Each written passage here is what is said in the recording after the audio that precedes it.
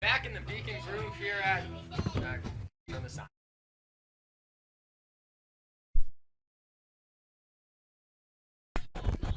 Yes. Yes.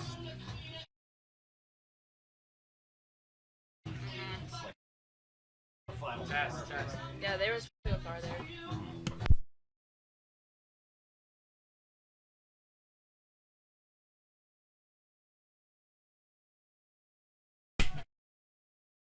Test. Back in the Beacon groove here at Monin Park. Game number 2 just getting ready to get underway now. The Beacons took game 1, 5-1. Getting ready for game 2 now. The third baseman, number 6, Reese DeCastro. Second, Jackson Cardozo. Third, Jack Boyle. Designated hitter batting fourth. Hunter Perkins, Evan Keegan, as that one is swung on a miss. Ross Dexter, who's starting Beacons. Addison Schaub is catching and batting seventh. Cannon Dush batting eighth, and Ryan Lawrence in the 9 spot for Castleton University. As the count 1-1 now. Beacons from left to right. Mariana Jimenez, Breon Parker, Joey Morrison on the infield. Same as game number 1. Behind the plate is still Craig Corliss, as that's strike number 2.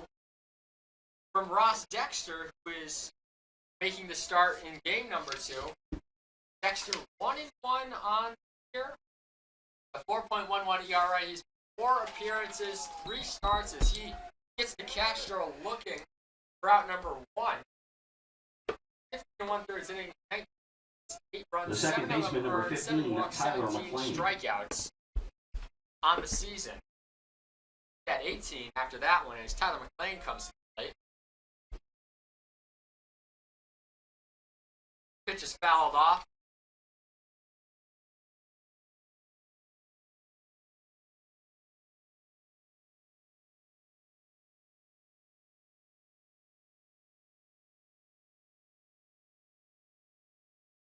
Outside. Oh, count.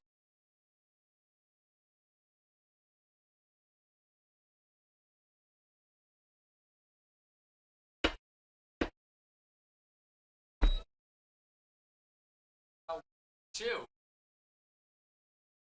Lane went over 4 and dominated a 4-run second inning, trying to get damage run out of 5-1 win, allowing 1 Castleton outside ball. Exciting 9 baseball. That ball is low. Kind of spiced up from gosh on game number 1. Line frame, well as that one's right over. Ooh. Wow. What a catch over and left, right. Joey Morrison, like he lost for a second. Browse like that. Got 2 away here. The right fielder, number 46, Jackson Cardozo. Jackson Cardozo that played right. Hitting the lone batter to hit for the Spartans. And after that, has never had a hit again. From the scene. Dominant game 1. Dominant 2. That was right count. Owen.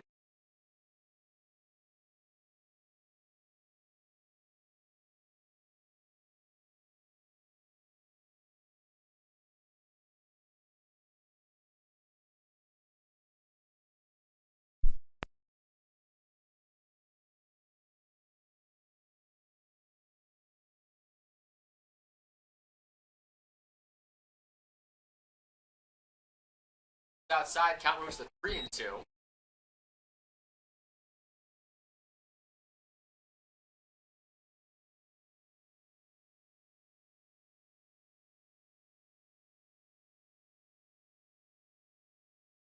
It's got in the air to right field.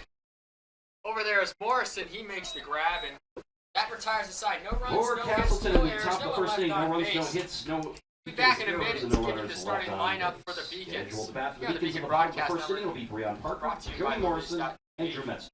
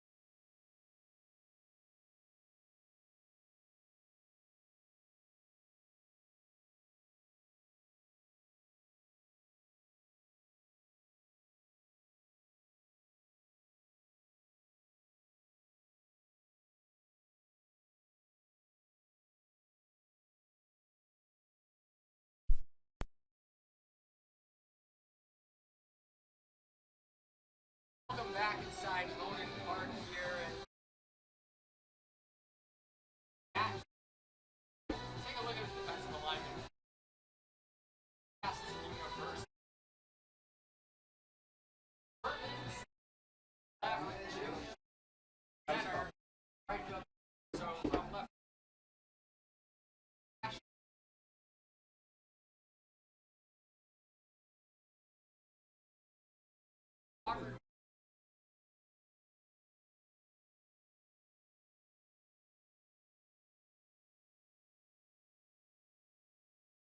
Ariana and Arnaces, his Beacon debut in the, excuse me, not in the field, he'll be the designated hitter, but in a lineup against Castleton University in this one. Aubrey Ramey comes into this game with a 1-2 record, 5.09 ERA, 4 appearances, 4 games, 23 innings, 27 hits, 14 runs, 13 earned, 6 walks, 20 strikeouts, facing a tough Beacon lineup coming up right now as John Parker stepping up to fish.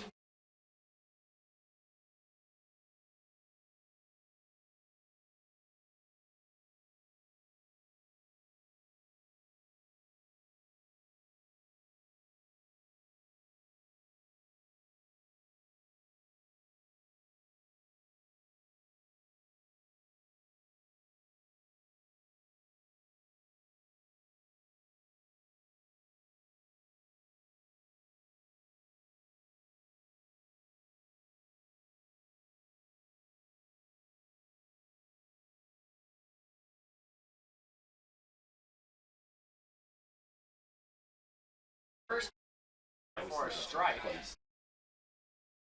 Count 0-1 to Breon Parker here as game number 2 underway. That one's also in there. Strike count 0-2.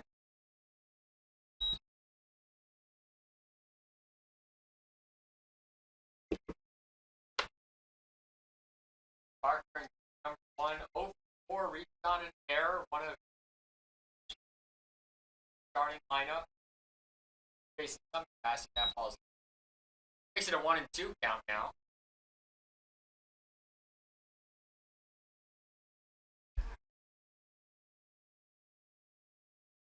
To Parker outside, count moves to 2-2.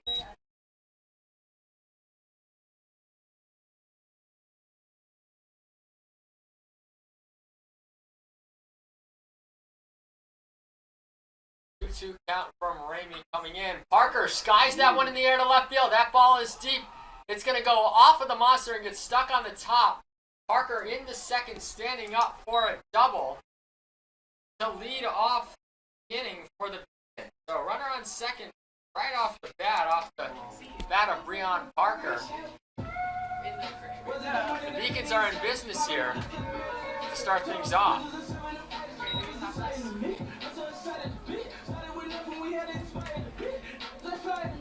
Joey Morrison comes to the plate now. The right fielder, number 28, Joey Morrison.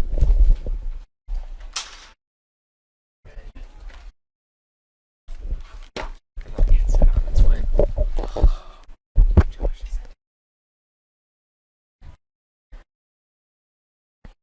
That ball is fouled off. Apologies for the sound issues there in the top of the first and for the beginning of the bottom of the first. That had the headphones switched up over here, so the microphone I was talking into was actually not the one that was supposed to be on my head. So there was some background noise in there, but we've got it figured out now. We have the other headset here for later on in the game. It's an 0-1 count to Joey Morrison. Breon Parker on second after that double. Pitch is low, count moves to 1-1.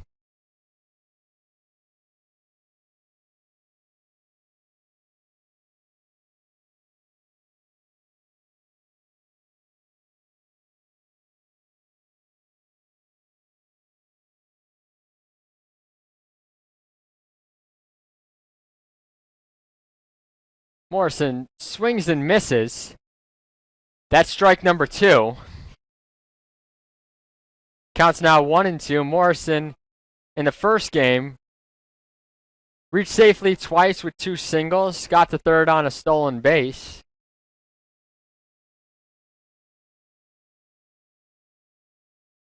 Parker leading off of second. Pitch fired home low for ball number 2. Count moves to 2-2.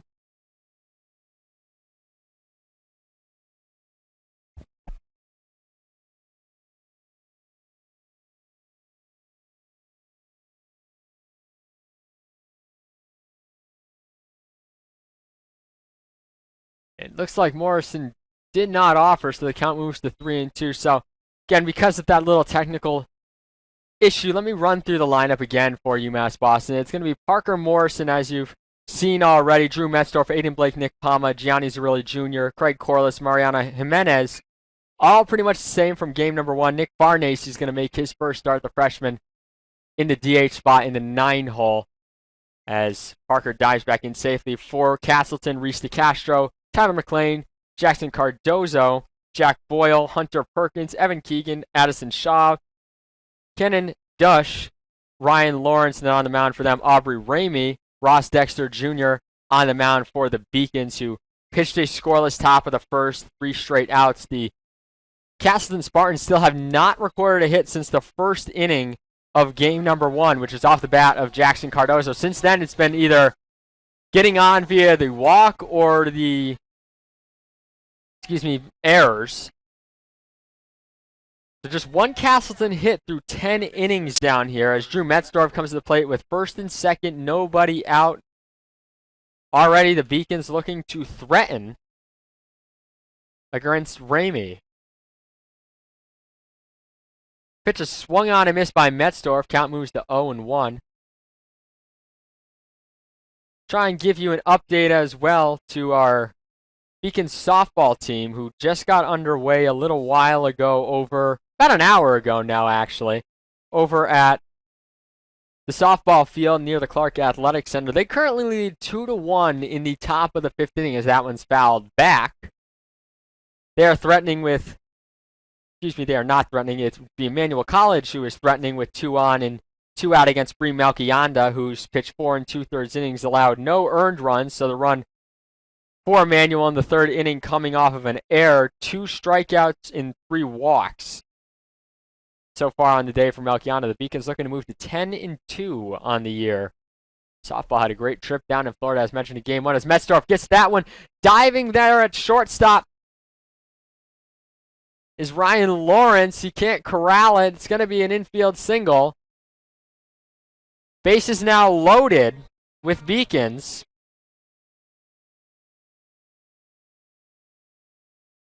With nobody out here in the opening frame.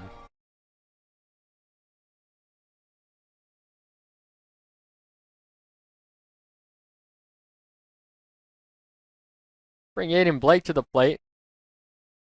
Blake had 2 hits in game number 1.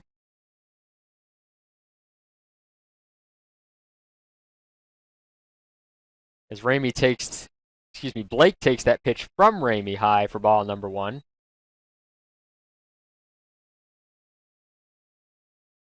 Bases loaded with Beacons looking for the big hit from Blake. get some runs in early as that one falls in there for a strike. Count moves to 1-1. Again, Beacon's looking to start now their LEC play 2-0 on the year. They're the only LEC team in action today.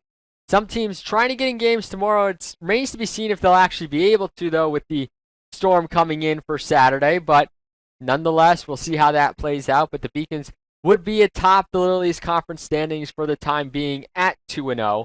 However, they'd be obviously the only team that has played any LEC games. So by virtue of that, they would be up there. As Blake skies this one into center field. That should score a run. It's corralled by Dush. And coming from third is Parker to score. It's a sacrifice fly for Aiden Blake, and the Beacons get on the board first. Their first run of the day. It's 1-0 UMass Boston here with one out in the first inning. First and second still for Nick Palma. As I mentioned, Palma coming into the day led the team when it came to average at 442. Palma added another hit in game number one. He likes to swing early and often in counts, and it was kind of funny being down in Florida trying to get photos of everybody. You get into the position, and before you knew it, Nick was swinging away at the first pitch and hitting into play, so I had to wait for his next at bat and made sure I was ready on the right side in the next one. But we got photos of everybody down there, and it was a great time. Palma fouled off the first one. Count now 0-1. Ramey looking to escape trouble, as mentioned before, coming into this game as that pitch is taken for a strike on the outside corner. Ramey, 5.09 ERA, 1-2 record, 4 games, all of them were starts, 23 innings, 27 hits, 14 runs, 13 of which earned, 6 walks, 20 strikeouts on the year. But again, this Beacon lineup has been offensively on fire, especially in their last 3 games, as that one's going to paint the outside corner, and that's strike number 3. Beacons with 2 outs back-to-back after getting the first 3 guys on via hits and walks. They now find themselves in a position where you're going to strand some runners in a golden opportunity to get ahead by a few early on. Beacons did strand some runners in scoring position in game 1. It didn't come back to bite them as the pitching really held down the fort in game number 1, as Ramey fires that one right down the middle for strike number 1.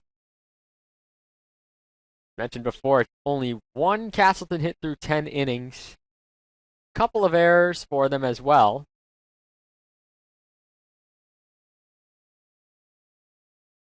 Ramey gets ready to fire the 0-1.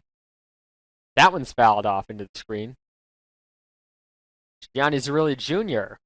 is at the dish now. Zerilli Jr. with that big 2 RBI triple in game number 1. The big 4-run second inning for the Beacons, which propelled them to that game 1 victory.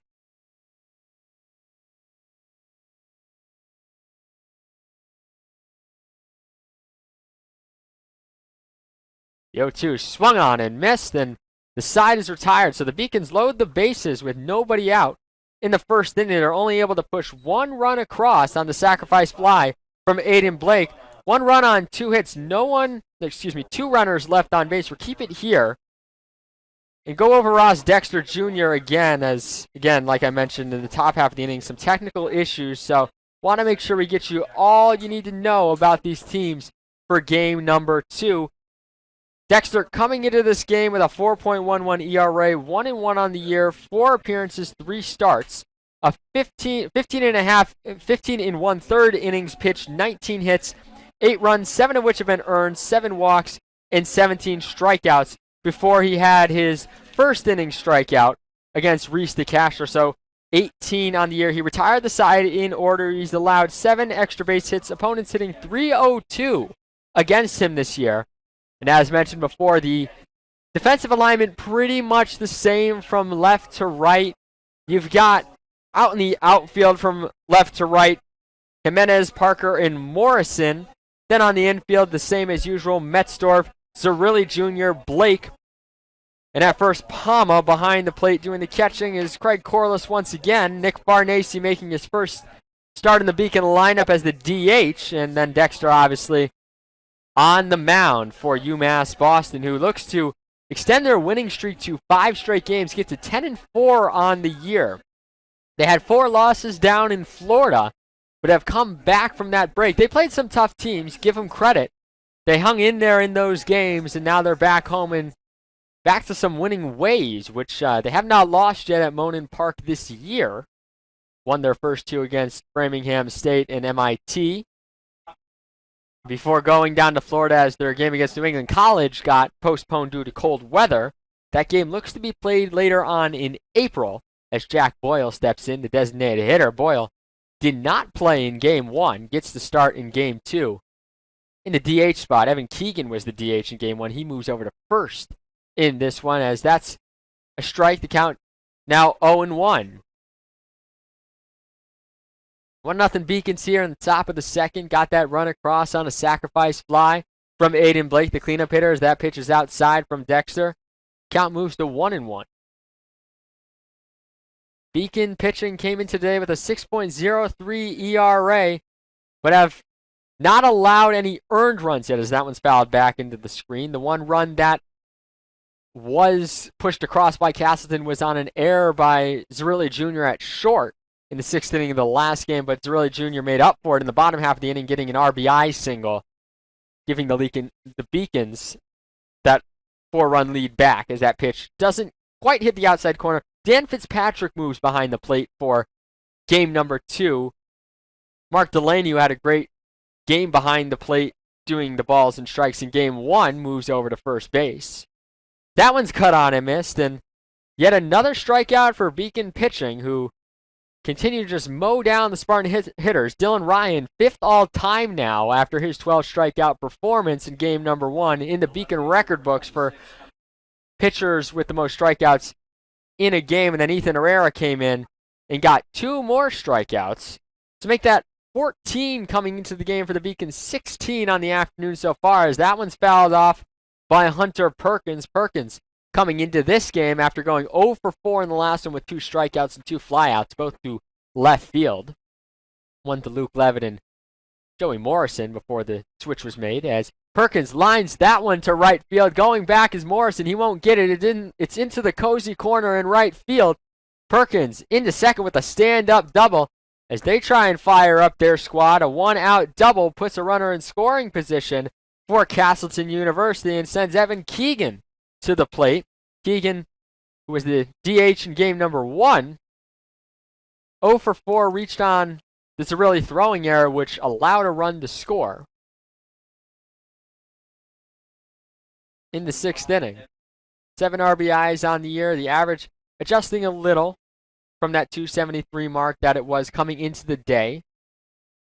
All the numbers you see for these players are pre-game 1, as there's a 30-minute turnaround between games, so it's kind of a rush to get to game 2 as that pitch is high. We got to make sure we get our lineups in and prepared, as well as get our stats up and running for game number 2. So we bring you the numbers from coming into the day rather than taking the time to update them, as a lot goes on when you're home at Monin Park before game number 2, as that pitch is fouled off by Keegan. Count moves to 1-1.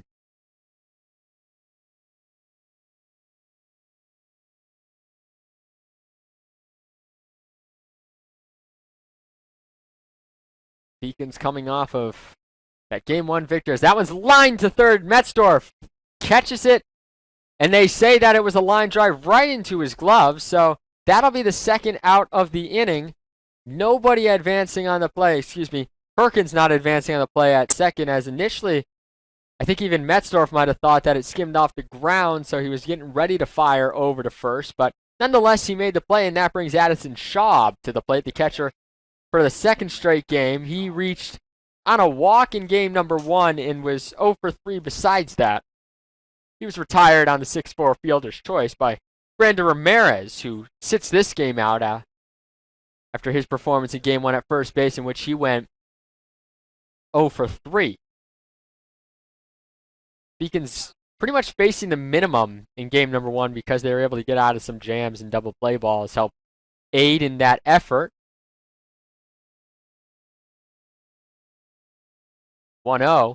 Schaub takes a cut at it, it looks like, and saw no signal from the umpire there, I believe. Nope, they're going to say he didn't go. I had initially thought that the home plate umpire had just ruled it a strike based on location. However, they elected to go over to Mark Delaney at now in the second base position for the call. Now it's 2-1 the count. Beacons leading in the early going of this one.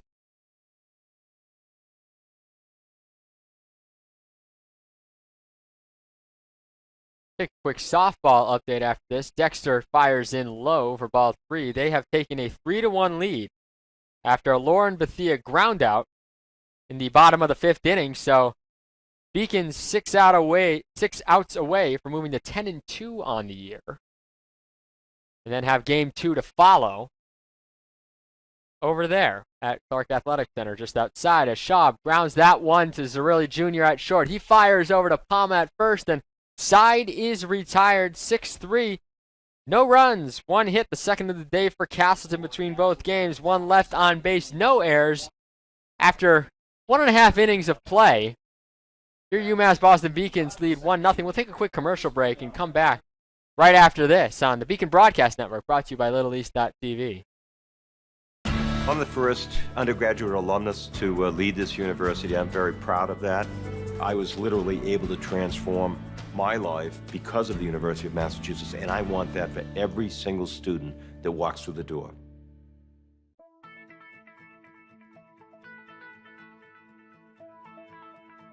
College has given me the flexibility to pursue my passions and my interests, and I've recreated my identity for myself aside from just being an athlete. My greatest personal discovery has been that I am capable of doing things that I didn't know I was capable of doing. To be able to study what I wanted to and continue to play the sport I love, all of those things came together very nicely in one package in Division III.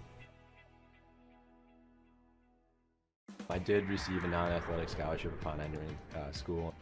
I got the presidential scholarship, which was huge for me.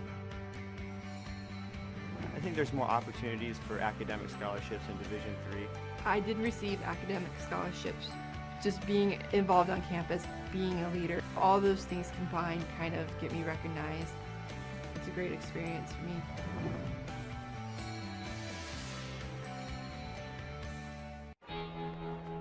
Cheer for the stumbles. The he shoulda had that's. And the tears that linger. For in those moments, greatness lies.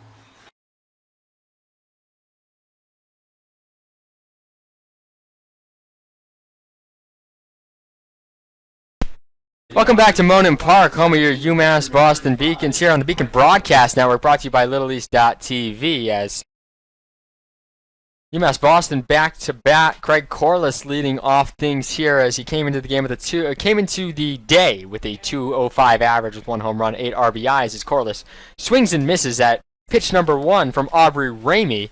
Count 0-1. Corliss in game number 1 went 1 for 4 with a double.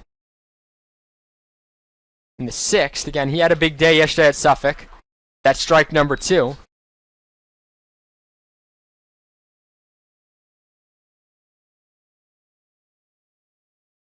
Count 0-2 to Corliss real quick. And as we get ready for this, we see our very own Gina Albano getting ready to come back into the box as she took off for an hour for class. Welcome back, Gina, to the broadcasting crew.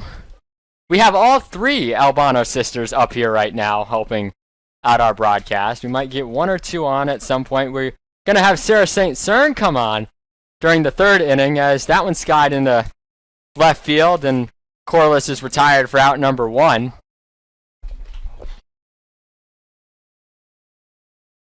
Gina actually did do color commentary for a few Beacon hockey games this year as well as basketball. The left fielder, number 6, Mariano Jimenez. Elena has talked to us about potentially doing that in the future, and we'll see if today is her day, if she's interested, as that one's fouled off. Count moves to 0-1 for Mariana Jimenez. Jimenez played in game 1, was 2 for 3 with a double and a single. Look to see if the Beacons can get a couple more runs in this inning as that one swung on and missed for strike number 2.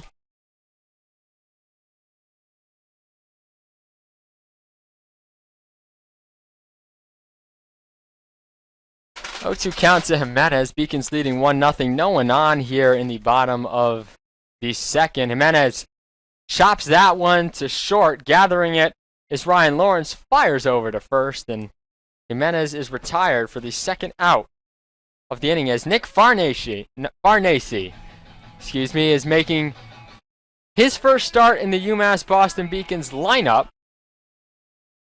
Farnese has mostly been known so far as the guy who comes into pinch run, and he's scored 4 times. He's had 4 at-bats and got his first collegiate hit and RBI yesterday, as that one is skied into center field, and coming on to grab it for the final out of the inning is Kenan Dush.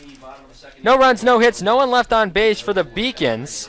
We head to the 3rd inning. We'll take a quick commercial here on the Beacon Broadcast Network, sponsored by LittleEast.tv. Beacons lead 1-0. There, you will find the provoked, the determined, the unified. It's in those moments that champions are born. The University of Massachusetts Boston, with its scenic oceanfront campus, easily accessible to downtown Boston, is recognized as a model of excellence for urban public universities. 16 NCAA Division III sports are part of the more than 100 student organizations that create an engaging campus life in America's biggest and best college town. UMass Boston, Boston's urban public research university for the 21st century. Division III allows you to give yourself to other things. Having that free time allows me to pursue the things that I want to pursue. Division III in athletics affords students the opportunity to, engage in the other interests in their campus and in their lives outside of that sport. It allows you to just be able to do everything you want to do. I wouldn't change it for the world.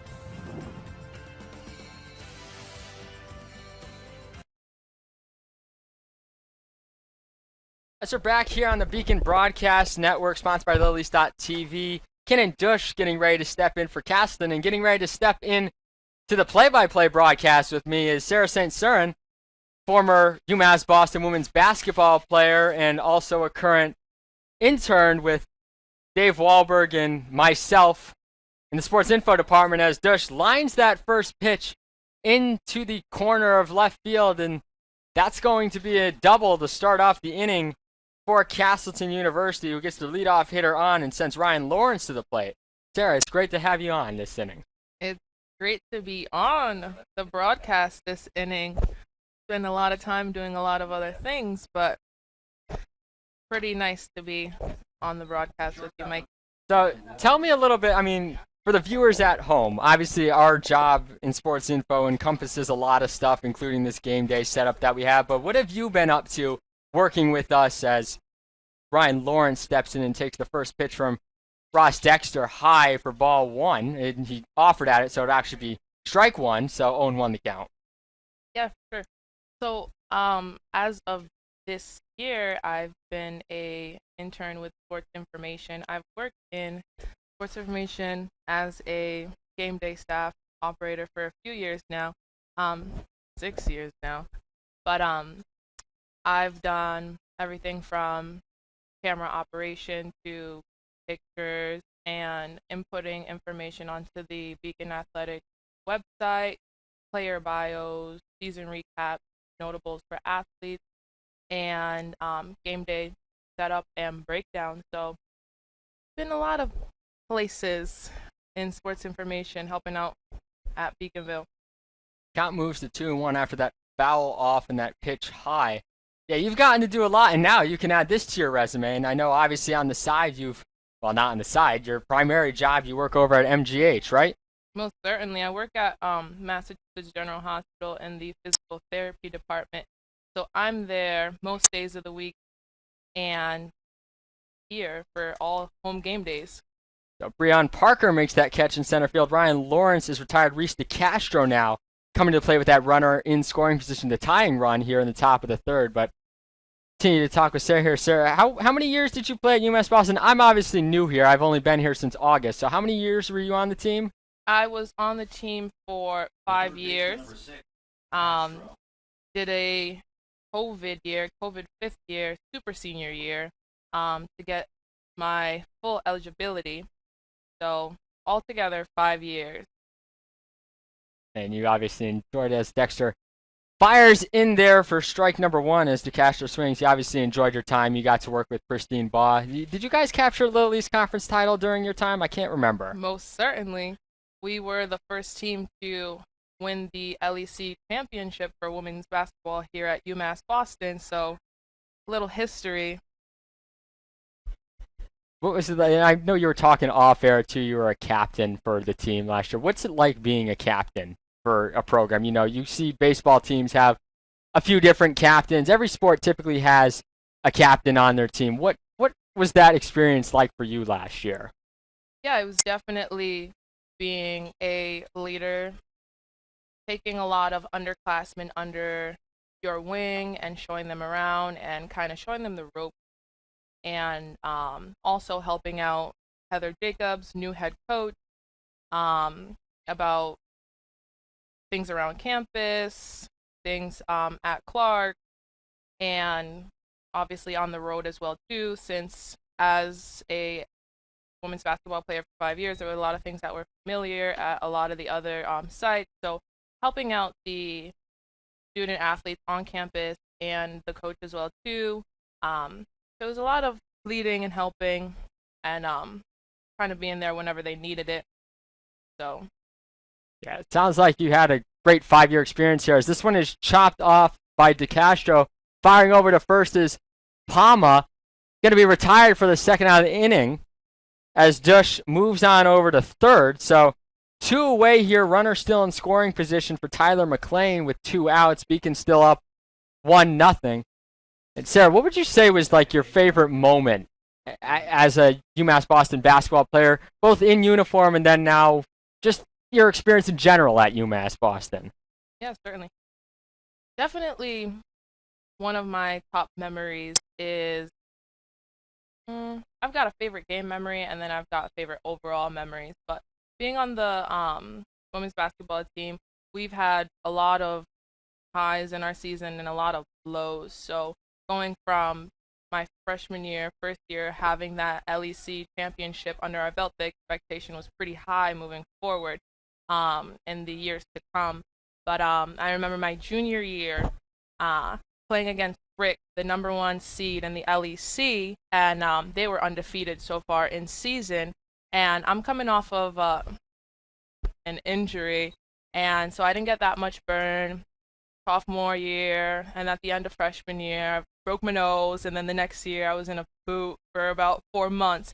So junior year, really getting into the flow of things. So we beat Rick. I had the game-winning basket. We beat Rick, #1 seed in the conference. So that's definitely one of my top memories on the court. That one's flied out to left field, and it's corralled by Jimenez as the Beacons get out of that inning after allowing a leadoff double. They still lead 1-0. He was headed to the bottom of the third. We'll keep it here, though. So what was your favorite overall memory then, obviously? You mentioned in game. That Rick team, I mean, Rick's been impressive for many years now, and they just were in the Final Four and nearly got past Christopher Newport to the national championship game. But what was your favorite overall memory then? Favorite overall memory at UMass Boston all time? Definitely winning.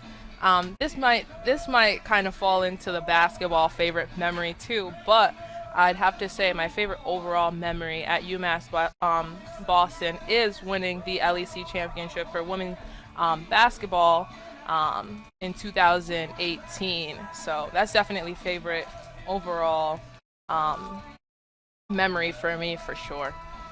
Yeah, I remember when I was down at Eastern, I feel like I was there like the last, so I was there at the like tail end of your career. I don't feel like I saw you play much down the stretch. Were you playing a lot in the last couple of years? I can't remember. So my 5th year actually, which was last year, I tore my MCL. So I was really this was the year that I was captain. So I really wasn't on the court much. So I was really there in practice, trying to get better. Definitely a solid person that was always there. Kind of be practice, that leader, games, leadership. For everything, always cheering everyone on. So I didn't get on the court much my 5th year due to my MCL injury that never really fully recovered, and the season progressed and they got into the swing of lineup and so on and so forth. So I did not have much time, but was always there. Yeah, as the captain, that's the important thing. You veteran leadership you can provide. As Breon Parker steps in, first batter of the inning, as that one's popped up to second base. It's going to be corralled by Tyler McLean for the first out of the bottom of the third. Still 1-0 Beacons.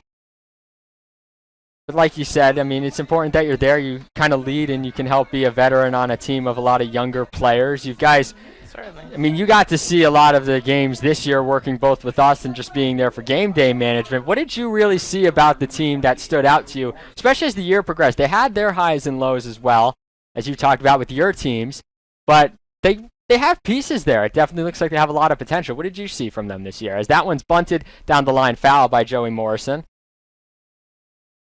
Yeah, for women's basketball. Yes, yeah. So, definitely seeing a lot of the players that were underclassmen last year step up and be upperclassmen and leaders on the court and really develop their game.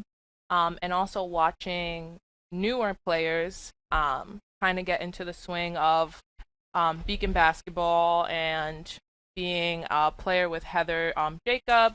So definitely as the season went on, it was very nice to see how they all developed as players, because early in the season you get to see glimpses of how they play, what they've got, what each player has in their arsenal for a newcomer. But as the season progressed, it was nice to see those things come into full effect and work together and what to expect from players.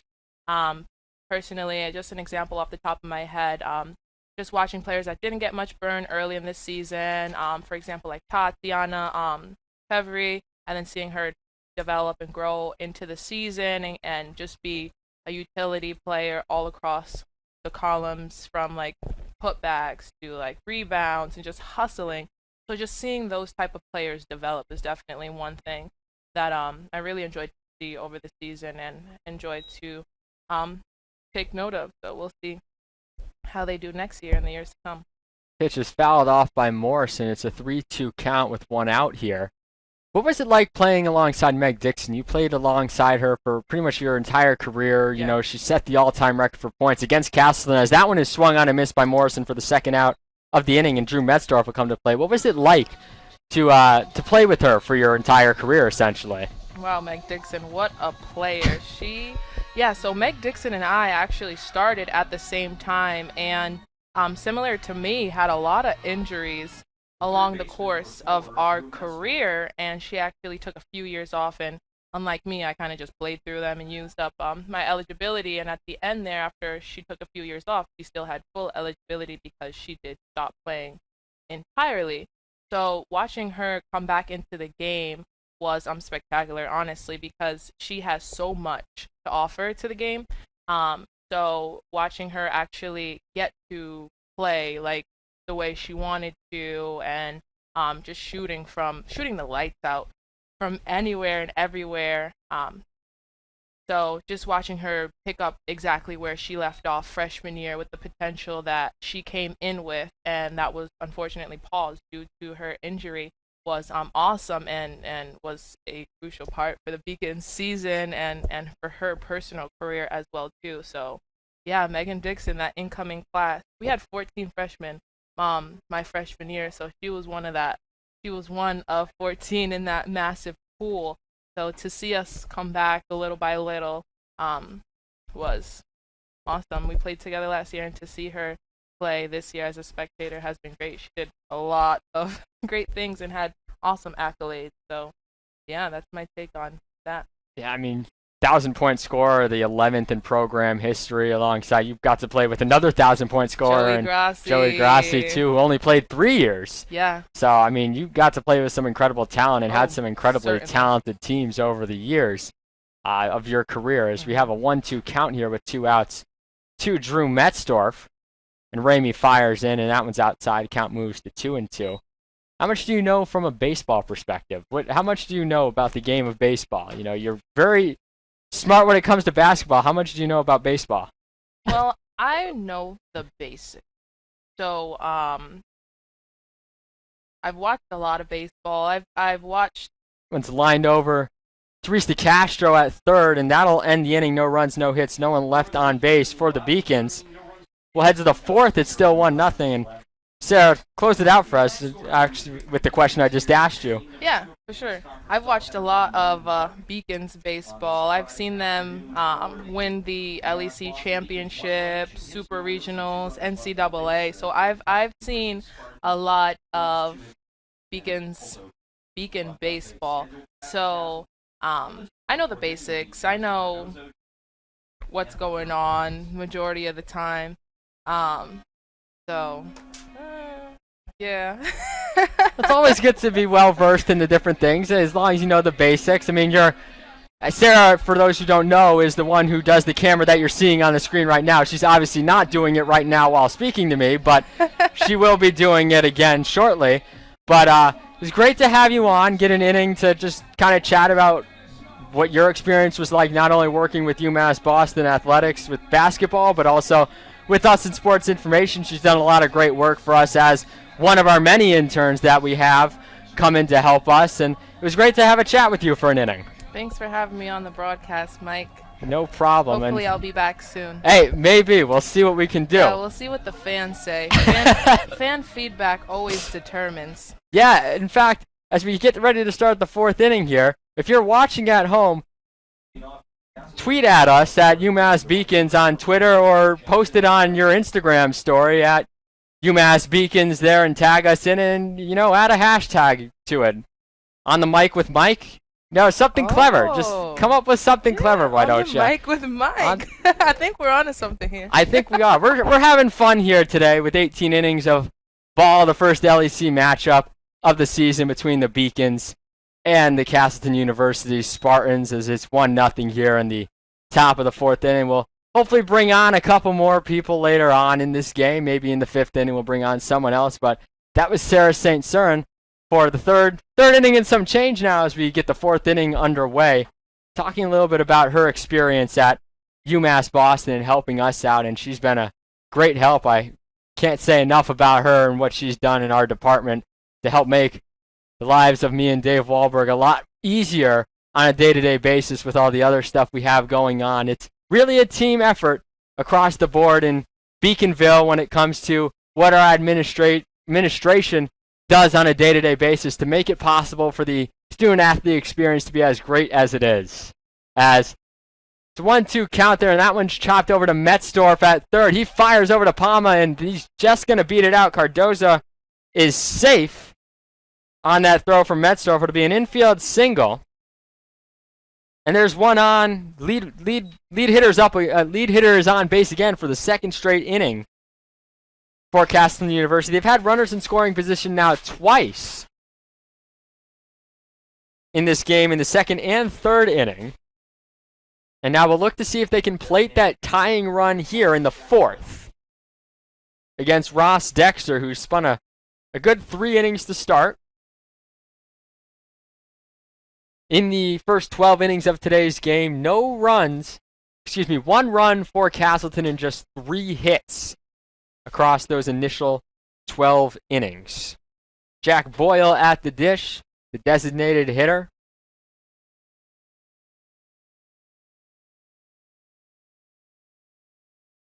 It's ready for the pitch from Dexter. He looks to square up, and they're going to try and pick off Cardozo there at first. He gets back in plenty of time.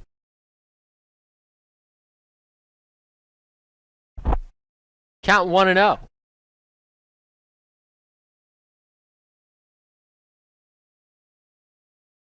Dexter gets ready to fire.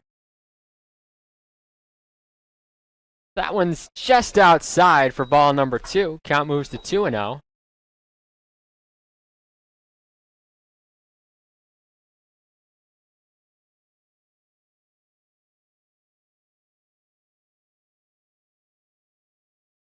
Dexter checking back over on Cardoza, and he's got him. Pickoff.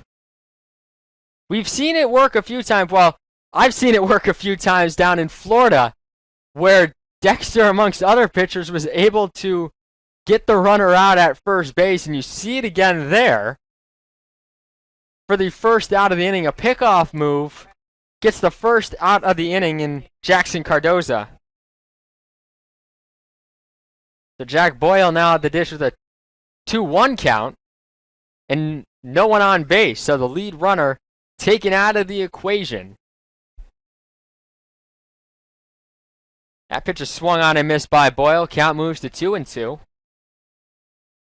And UMass Boston will remain at home after today. They will take on Tufts University on Thursday afternoon at 3, and then have a Thursday night affair against Western New England University at 3 o'clock, as that one swung on and missed. Jack Boyle goes down swinging, and that's the second out of the inning for Ross Dexter, who has the bases clear right now. After that, they hit the road against WestCon for a doubleheader, and then 2 more home games before a road game against Roger Williams. Still a lot of baseball to be played here in Beaconville. Andrew Bluestein will have most of the calls the rest of the way for you as Perkins fouls that one off for strike number 1. Quick check over to softball. They close out their Game 1 victory with a 5-1 win. Bree Melchionda with another impressive performance, allowing no earned runs, as that's in there for strike 2.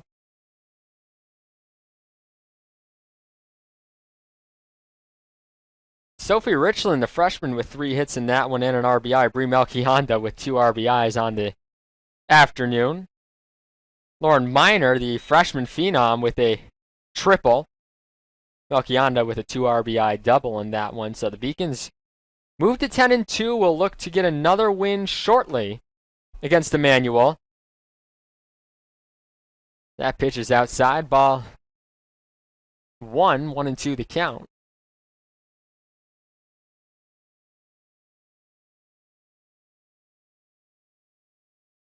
Another pitch. It looks like it slipped out of Dexter's hand. The way he looked at his hand after it, it seems like it got loose.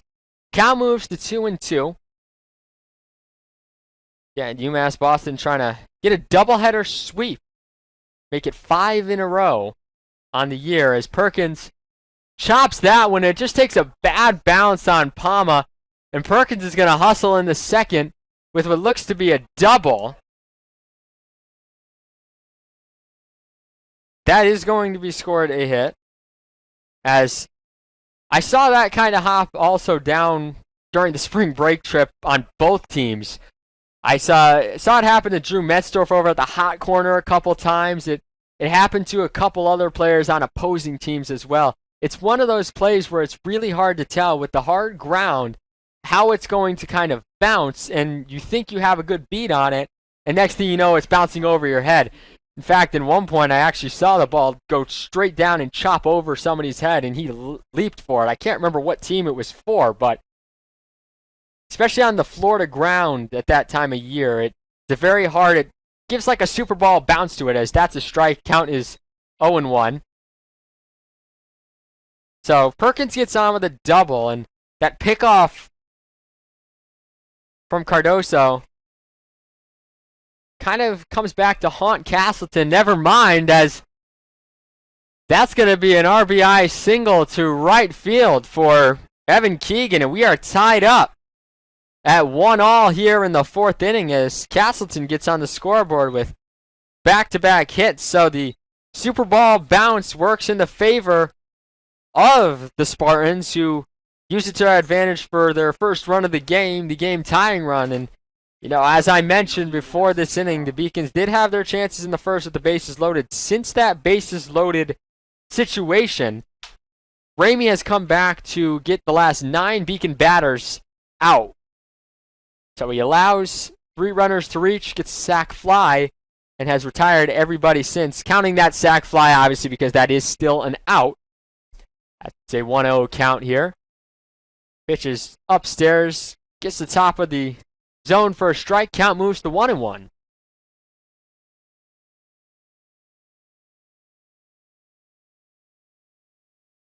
Dexter fires home, swung on and missed. The count moves to 1-2 to Addison Schaub, who grounded out to short in his last at bat. Schaub, as mentioned earlier, was 0 for 3 in the first game with a walk, as that one's fouled back towards the garage.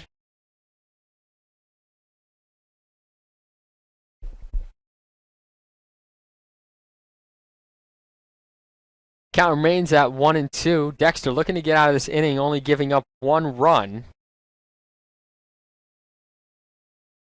That one's lined up the middle. It's a base hit. Parker is going to grab it in center field. Keegan only moves up to second. Schaub on first with a single.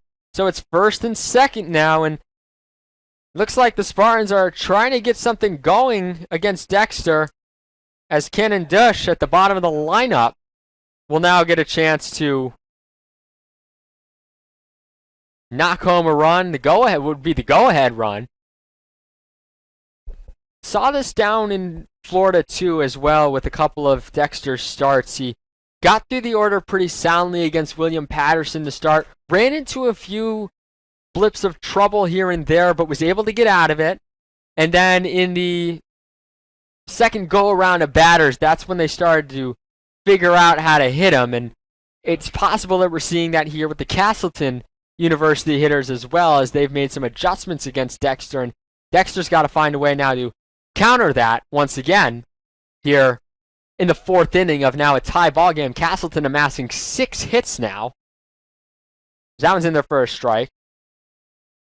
4 hits this inning alone. Obviously the pickoff play looms large, because that's probably another run for Castleton, who could very well be up in this game 2-1 right now. But we have a tie ball game. Dexter firing home, swung on and missed. The count 0-2 now.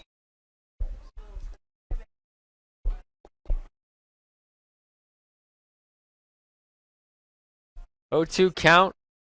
Beacons looking to escape a little bit of a jam right here. In the 4th inning, Dexter fires home, swung on and missed. It's in the turf. Corliss throws it down to first. Palma grabs it.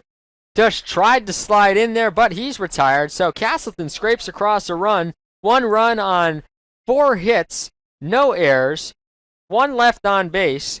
We head to the bottom of the 4th. We're tied at 1-all. Here on the Beacon Broadcast Network, brought to you by LittleEast.tv.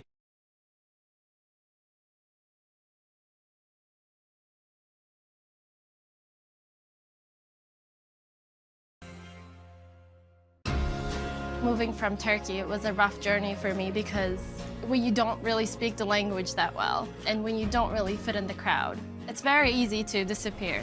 But I decided not to give up, and UMass helped me. UMass Boston was my first choice because when I came to the campus, I saw that there was a lot of diversity. There's a lot of people. Here there is a lot of international students, so it's really cool to meet people from different countries, different parts of the world. I'm Julia Murphy. I'm from Canton, Massachusetts. I'm Olivia Murphy. I'm from Canton, Massachusetts. We're sisters. We're sisters. I play volleyball and she plays basketball. Here they have a freshman success community.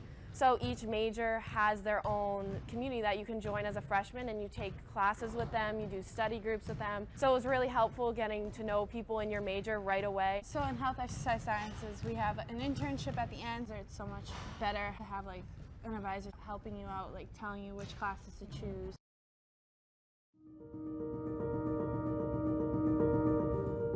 People at UMass Boston, they're here because they know they can have an impact, not just on research, but on people, on their students. This is just the starting point. It only has potential to grow, and it has a big... Back here in Beaconville, bottom of the 4th inning, we're tied at 1-all. Beacons looking to get that run back that they just gave up, and it'll be the middle of the order. Aiden Blake at the plate right now. Nick Palma and Johnny Zarilli Jr. due up in this half inning. First pitch from Ramey in there for a strike, 0-1.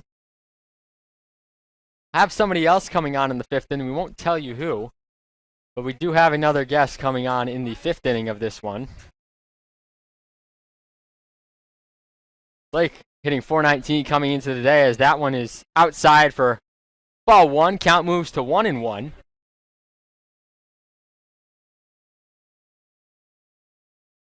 Ramey has really found his groove after the first 3 batters of UMass Boston reaching, as that one's over the plate for a strike. Beacon hitters just have been hitting it on the screws at times, but just right at fielders. Ramey with 3 strikeouts now. Again, he leadoff double to Breon Parker that hit off the Monin Park scoreboard and kind of stayed up there, as that one swung on and missed, and that's the first out of the 4th inning. Sends Nick Palmer to the plate, who went down looking on strikes in the 1st inning. That's 4 strikeouts now for Ramey in this one, who's retired 10 consecutive UMass Boston batters since allowing the first 3 to reach base. Again, depending on how this game shakes out, that 1st inning could potentially loom large, in which the Beacons just didn't do enough damage, but that one is just outside for a ball. 1-0 the count. The performance we're seeing from Ramey right now is what we expected to see from Riley Orr in Game 1. And it was pretty close to that performance, other than that 2nd inning, as I've mentioned before. But we're seeing a dominant performance right now from Aubrey Ramey here, as that one's in there for a strike. Even though Orr leads most pitching categories for Castleton, Ramey doing the job, as that one's flown into center field and gathered out there by Kenan Dush for the 2nd out of the 4th inning. So 2 away here. Beacon's last 11 hitters have been retired.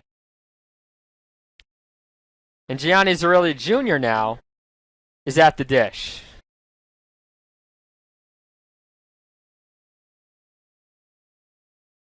Zerilli struck out in his first at bat. That one misses the top of the zone. It's a ball. 1-0 the count.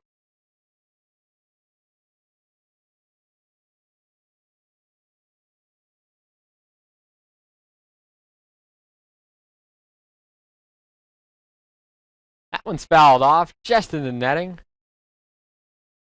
Netting pretty much protecting all the seating around Monin Park. So if you come out to a game, don't have to worry too much about the foul balls. But as I've mentioned before, if you're in the West Garage, you might want to worry a little bit depending on where you have parked. That one's in there for a strike. Count moves to 1-2. Ramey looking to set down his 12th consecutive UMass Boston batter in this game. It's the 15th batter he's faced in the game. Ramey gets Zerilli Jr. to swing at that one. It bounces foul, so the count remained 1-2.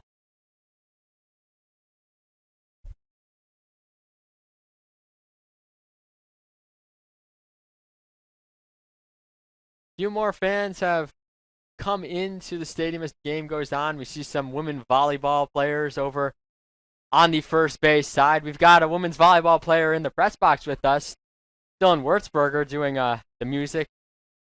DJ Dylan, I guess you could call her for the day, over here and doing all the music for our UMass Boston walk-ups and the pitchers. As that one is flown into center field, and that's going to dunk in for a hit. Zerilli Jr. on base with a single. Beacons finally snap a stretch in which 11 straight batters were retired by Ramey, and now there's a runner on first with 2 away here.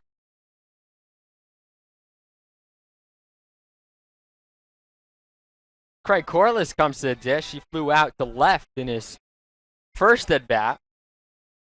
Beautiful sunny day here at Monin Park. It's in the 50s. We're playing ball here ahead of a storm coming in tomorrow. Beacons looking to keep the sun shining here. Move to 2-0 in LEC play. And then they don't play again until Tuesday, as mentioned before, against Tufts University, as Corliss lines that one to the left field. It's a base hit. And the Beacons have 2 on now with 2 outs here in the 4th inning. So trying to get that run back that Castleton stole back in the last inning. And all of Castleton's hits came with 2 outs, and now the Beacons looking to replicate that here in the bottom half of the inning as Mariana Jimenez comes to the plate, the left fielder, stepping in. Nick Barnacy on deck.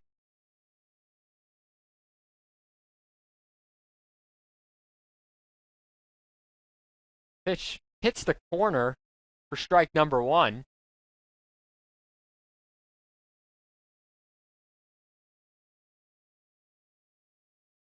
It's just the 4th game at Monin Park so far this year. We got it kicked off early in February.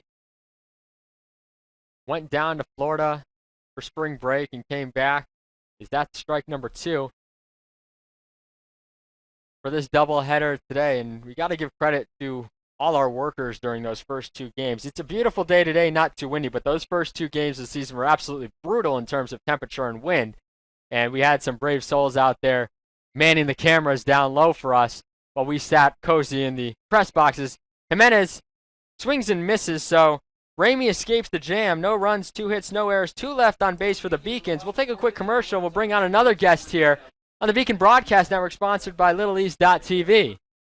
Potential to grow up. You're really having a direct impact on people's lives. And you can see that now, and you can see that years from now. So I think it's becoming like the place that people want to go. What UMass Boston is able to offer to its young people certainly stands out to that mission that was set right out in the beginning.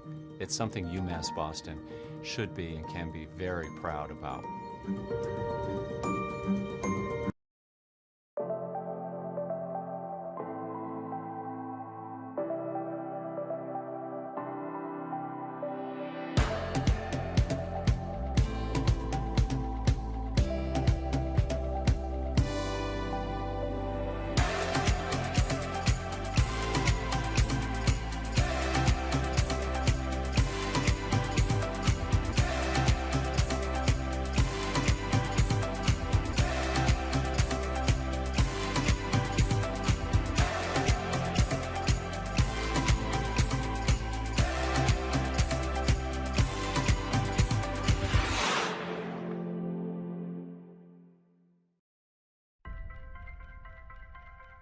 I'm a Division III student athlete, and I know how powerful words can be. The term gay doesn't mean stupid, lame, or less than. So I pledge to speak up if I hear the term gay. Back here in the top of the 5th inning, tied up at 1, it's going to be Ryan Lawrence, the shortstop, leading off. And joining me to lead off the 5th inning as well is women's soccer player Georgia Bonney on the broadcast for the 5th inning as that ball is outside. Georgia, welcome to the broadcast. Thanks.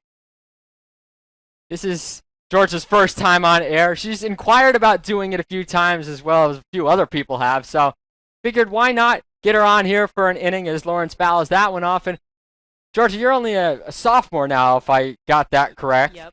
And you didn't play this year. Talk a little bit about why you weren't able to play this year. Yeah, so last spring season we had 1 game, and unfortunately I tore my right ACL and meniscus in it. So I had to get that procedure done over the summer, which put me out about 9 months to a year. So I'm cracking back at it now. I'm back out on the field. Just non-contact for me right now. So, yeah. What's it been like having to get back in that process? I mean, obviously you're mentioning 9 months. What's that rehab like? How intense was it? I mean, I know I saw you on the sideline on crutches for most of the fall, but what's it like having to battle back from that? Yeah, well, I did do it previously in my other leg, unfortunately, during high school. So I think having that previous experience of, having to go through that, having to watch your teammates play while you sit there, was definitely easier the second time around. Still doesn't make it, not easy to watch and not easy to not play. But, you get through it, and my teammates help me out, my coaches help me out, and now I'm back. It goes by quicker than you think, so, yeah. Ryan Lawrence went down looking as Reese Castro takes ball 1 right there. What was it like being on the sideline? I mean, obviously for your first real season you weren't playing, as that ball is in the dirt for ball number 2. What was it like being on that sideline, just being around that atmosphere and the group of girls? I mean, you guys had that huge turnaround after starting. I think it was 1-7-1, and then you went on that tear down the stretch to get back in the playoff hunt and earn yourself a home playoff game, which at one point it didn't even look like you guys were going to qualify for the tournament, and you guys turned it around and nearly got the 3 seed or the 2 seed. Yes, that was definitely my job on the sideline. I told my team was to be everybody's cheerleader, so I was cheering my team on. I think that turnaround definitely had to do with our attitudes and just turning it into more of a positive attitude and just putting our nose to the grind and getting what we needed to get done. So I was definitely cheering my team on from the sidelines, helping out when we're on halftime or whatnot, like giving some constructive criticism and whatever I could give to my team without being able to play. What kind of was your role? I mean, you talked a little bit about how you were cheering on the teammates. As that one goes high to Reese DeCastro, and he's going to walk there, brings Tyler McLean to the plate. What was your kind of role during game days, outside of games? I know you helped us with a few games during the season, but what kind of was your role on the team outside of, that game atmosphere where you're just kind of there cheering on the players? How did you kind of keep learning as the season went on? I attended like most of the practices. I was still there learning, hearing whatever my head coach had to say about anything. That'll just get out of play off of the turtle shell out in foul territory. But yeah, just paying attention to what my coaches had to say during practice and during the games, and observing my defenders since I play that position and seeing what they were doing right, what they were doing wrong. Definitely like my head in the game as much as possible to help me progress as a player when I wasn't playing.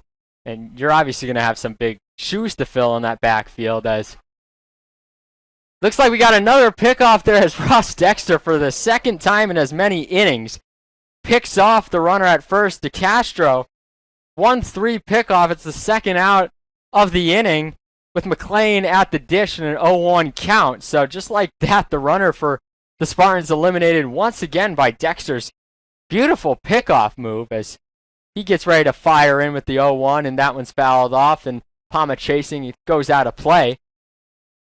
What do you have big shoes to fill, as I'm saying, with Kelly McNeil. Absolutely. And I think Danny Anderson's gone, and Elena's gone, and our very own Gina Albano, who's right next to us, is also departing after 4 years. We're trying to convince her to do a grad year, but she doesn't seem too keen on it right now.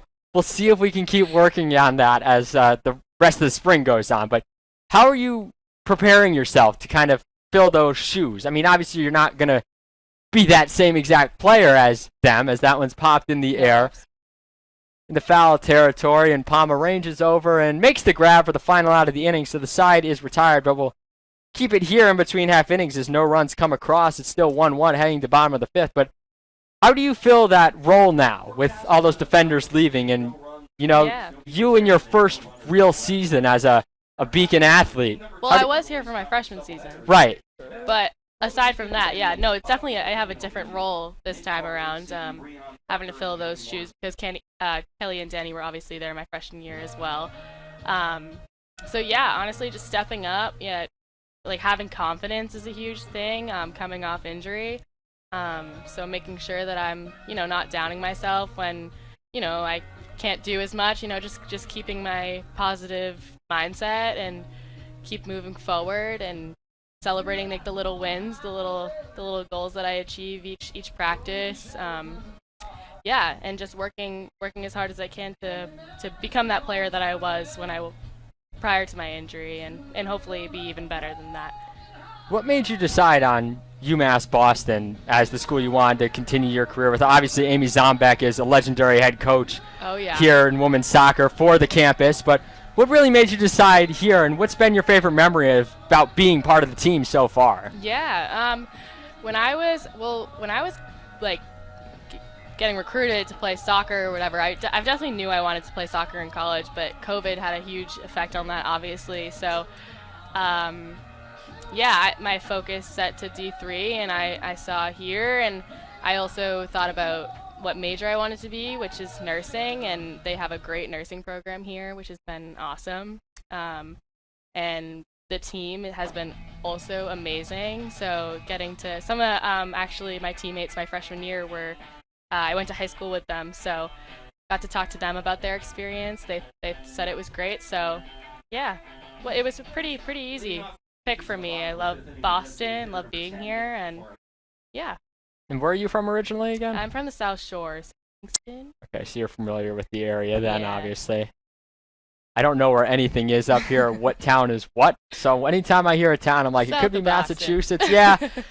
Every time I hear words like Southie or whatever, as Nick Farnese steps in and takes that pitch outside, people still rag on me because I don't know how to pronounce some town names. Like, I pronounce it Quincy. Apparently it's Quincy. Yep. I was pronouncing it Wollaston the wrong way for a while. I still don't get a lot of them right, but bear with me, Boston. I'm getting used to it. As that one's hitting the air deep to left center. It's into the Bermuda Triangle out there in center. Center fielder's going to bobble it, but Farnese was already on his way to third, and Nick Farnese's going to score. Oh, yeah. It's going to be a triple and probably an error on the center fielder right there. Cannon Dush. The Beacons have taken the lead as Nick Farnese has a triple and then scores on the air, and the Beacons back in front. Georgia bringing the good luck in Sick. the box. That's a tough part of the ballpark to play it in, but nonetheless, I mean, there was that initial bobble there. Farnese probably would have had to hold up if that was picked cleanly. So that brings Breon Parker to the plate as Beacons now lead 2-1 after that. That one's in the dirt for ball one. What's the feeling like for the team going into next year? I mean, you've had some early practices. I got to see all the energy from some of the players when I was shooting some film in the gym room for the lift for another project that we're doing in our athletic department. And you know, I saw like Andrea Rivera dancing around the place, and I think it was McKenna Hallinan and a couple other of them just having fun in there. You guys seem like you're pretty loose going in the year, and obviously you're going to have a new crop of freshmen coming in. I've heard of a few recruits coming in already, and have done tours. But what's the feeling like going into the 2023 season this fall? Yeah, I think honestly just excitement is a great word to describe it. Coming off of our season, you know, we obviously struggled in the beginning and came back strong, so hopefully we can continue on that strong note. I think the energy for everyone is great. Like we always say, like it's great being on a team where we're all friends. I think that definitely enhances your team chemistry on and off the field. So yeah, I honestly think just excitement is a great word. We're excited, we're working hard, ready to come out strong. Yeah, you guys definitely built on momentum at the end of that year, and then obviously suffered the loss to WestCon at the end of it all. As Joey Morrison steps in and takes that pitch low, Parker just went down swinging. As we have Georgia Bonnie, as I mentioned at the beginning of the fifth inning, talking a little bit about her career, her young career here as a women's soccer player at the UMass Boston campus, as that's ball two down low. But you're also returning a lot of players this year, I know, for this season. Yeah. Who are a few of the key returners? I know Kaylee Haynes is back, and she was the lead goal scorer for the team. Yep. It's good to have her back on the wing. You know, she's a very fast player, can do a lot of through balls out there, get crosses in, she can score, so good to have her back. Andrea Rivera did a great job in the midfield. Aaliyah Velez also in the midfield, great, solid player. Glad to have her back as well. McKenna Hallinan, you know, she was on her come up as a freshman, started to do really good as we headed towards the end of the season, so can't wait to see what she has in store as well. Yeah. Joey Morrison just took a walk right there, which sends Drew Metzdorf to the plate with 1 on, 1 out. It's a 2-1 ball game right now in favor of the Beacons after that triple and an error scored Nick Farnese. Pretty much inside the park home run, but just that little bobble out there made all the difference to get him that extra base and get the go-ahead run for UMass Boston here as they try and pick off Morrison at first. I've heard all about from various players about that struggle of getting over the hump of beating WestCon at WestCon. Oh yeah. I mean, and they're a contender every single year. They are. How do you plan on ending that winless streak next year? Well, I mean, hopefully we get that home game. I mean, right? It's That's always better true. to That's play true. at home. But I believe you're going to be on the road against them in the regular season. In the regular season. Yeah. Okay. All right. Well, maybe we can make a change there. Change some history. Huh. That would be great. I think going into it with like a different mentality. I think a lot of younger players are definitely intimidated by it, just because we never actually have won on their field. So I think getting out of that mentality of like, oh, we've never won here. Okay, the pressure's on type of thing. Like, let's just play honestly how we have been playing, if it's good, obviously, and just play our own game there. Hopefully, end. Yeah. Against them. Ramey's pickoff failed right there as Morrison leads off of first with Metzdorf behind in the count 0-1 as Ramey gets ready to fire in. And that one's over to play for a strike. Count moves to 0-2. I mean, you guys had that fantastic game against them. I was over covering, I think it was the women's tennis championship game. And next thing I hear, it's 3-0 20 minutes into the game. I'm like, what's going on? No one expected this. And sure enough, you guys win. And I think it was one late season loss that was like the difference between the getting another home game or a top spot or whatever. But I mean, again, what was the key really to that turnaround down the stretch? Like, did people just start buying into the system that Coach Zombeck had in place? Like, what really led to that turnaround? Because you guys did have a lot of tough opponents. I mean, you beat Wheaton, who's no pushover, and then just down the stretch you were rolling over teams, and the offense started going, and that's something that wasn't happening early on in the season. Yeah, I think we had a lot of young players on our team too, and I think they definitely like stepped up their game and started to create more of an impact in scoring goals, assists, whatever it may be, just like making the flow of the game go better. So yeah, definitely the younger players stepped it up. As I said, like our attitude, our positivity increased. We kind of became more of a team once we started to do better. And yeah, I always say that team chemistry plays a huge, huge part in soccer. So I think that definitely started to increase again because the younger players, everybody got to become more of friends as the season went on. So yeah.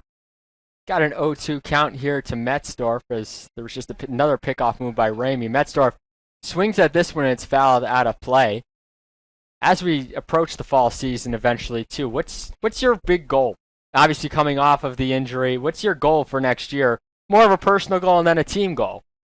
Yeah, personal goal for me, become, half of the player I was before. Hopefully better.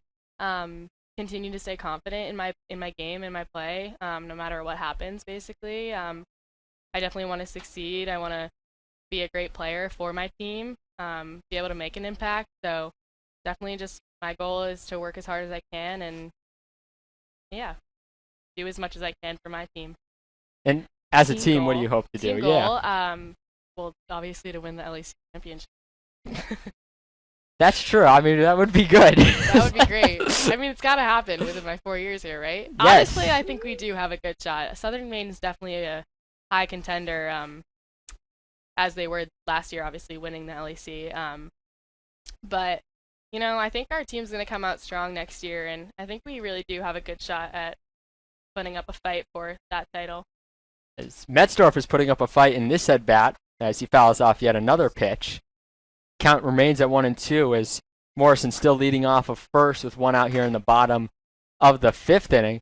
You mentioned Southern Maine. That was like the turning point in your season. I remember being in my apartment at home watching that game thinking, man, now they're 1-7. Like, the season felt like it was over. And then from there, it seemed like that's when that run started, I remember. You guys lose 4-0 up there.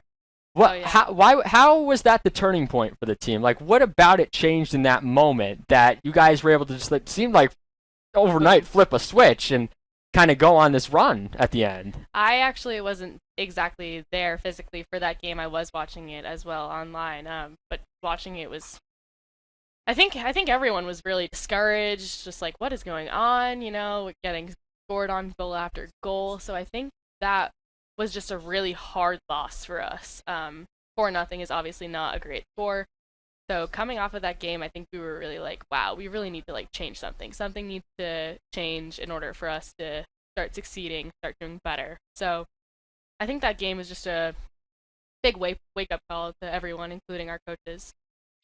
It felt like that too, because you guys were in a lot of games all year as Metzger fouls it off. Even with that 1-7 start, you had the 1-1 tie to Smith to start the year, which I remember was like a last-second goal, and I'll never forget. That's my first game working here, and Lindsey Buscarin and basically rolled over. I think it was Danny Anderson and like half her teammates jumping in celebration. Then we awarded the goal to the wrong person. But then you guys, I remember, went to Coast Guard, took the early lead, and then fell in that one. And then it kind of from there, like the wheels kind of fell off for a little while. You get the win against Wien as that one's lined to third, Metzdorf, and they're going to double off Morrison, who is running on the pitch at first. So that's going to be a 5-3 double play that gets Castleton out of the inning, but the Beacons take the lead on Nick Farnace's triple, in which he scored on an error. Beacons now lead it 2-1 after 5 innings.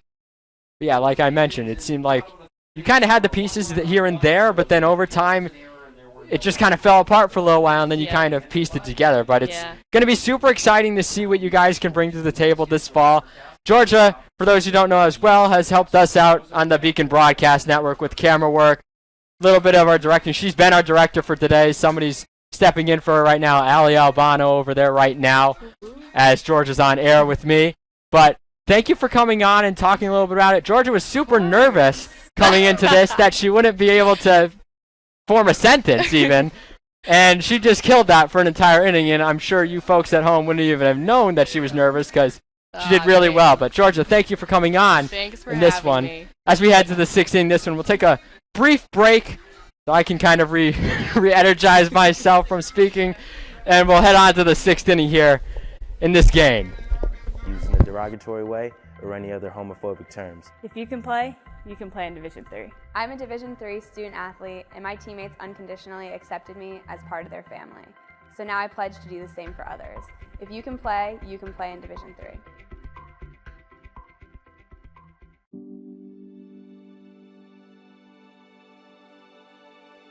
What separates UMass Boston from other schools is the fact that a large percentage of students commute. For me, it takes 2 hours each day to go to and from school, but every second has been worth it because the students that come here are serious about learning, they value their education, and understand where it'll take them in the future. This is what UMass Boston means. Back here in the 6th inning, like I mentioned, trying to bring on some of our BBN workers, some former athletes, current athletes today as we're playing 18 innings of ball here and kind of want to do something new here as that first pitch to Jackson Cardoza is in there for a strike. So we've had a couple different athletes on air today. Maybe get 1 or 2 more on in the late stages of this one. We'll see as that one's fouled off. But, it's kind of interesting to hear from some of the athletes their experience here at UMass Boston and what they've done either in their young career or their long career. And you just got to hear from Georgia there. We heard from Sarah early on, Josh Eastman in game number 1. As that pitch is outside, count moves to 1-1. We have a really good ball game in this one. It's just 2-1. I mean, I keep wanting to say it was an inside the park home run for Nick Farnace, but he did get a triple and then advance on that error by the center fielder who bobbled it in Dush as Breon Parker's out there and is going to catch that fly ball for the first out of the 6th inning. So 1 away for Jack Boyle, the cleanup hitter and designated hitter in today's game.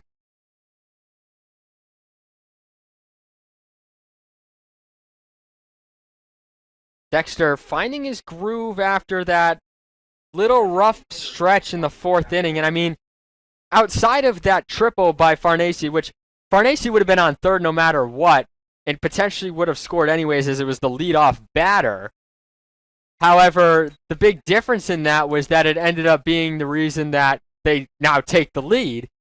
But outside of that one at bat, for the most part, Ramey shut down the UMass Boston offense, which came into this game having scored 36 runs. Excuse me, not 36. Yes, 36 runs. Thinking about their opposite about their pitching staff coming into today, as that one is swung on a miss by Boyle and fouled off. It looks like he just got a piece of it. 34 runs coming in their last 2 games. 44 runs in their last 3 before the 5-run performance. So 49 in their last 4 games. Coming into the second game of the doubleheader, as that one is just outside. But the Beacon pitching, I mean, Castleton is a strong hitting team. Got to give them credit where credit is due. They are hitting .268 on the year. Opponents hitting .309 against them. .268 is a little bit below the norm of what some of the other teams the Beacons have faced is.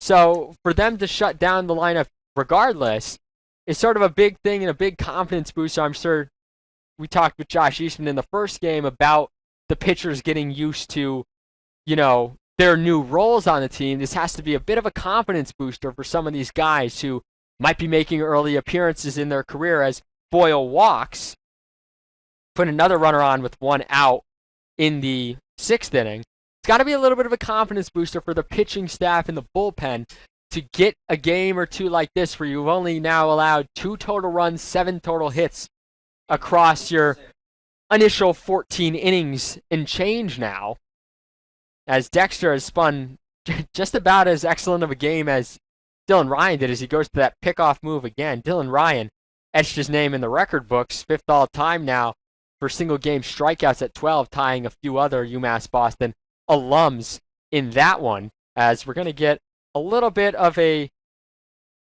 mound visit right here. We're hearing from some of you guys on the Twitter world and Instagram and even in my own personal messages saying that they have enjoyed the interviews today, so we thank you for that.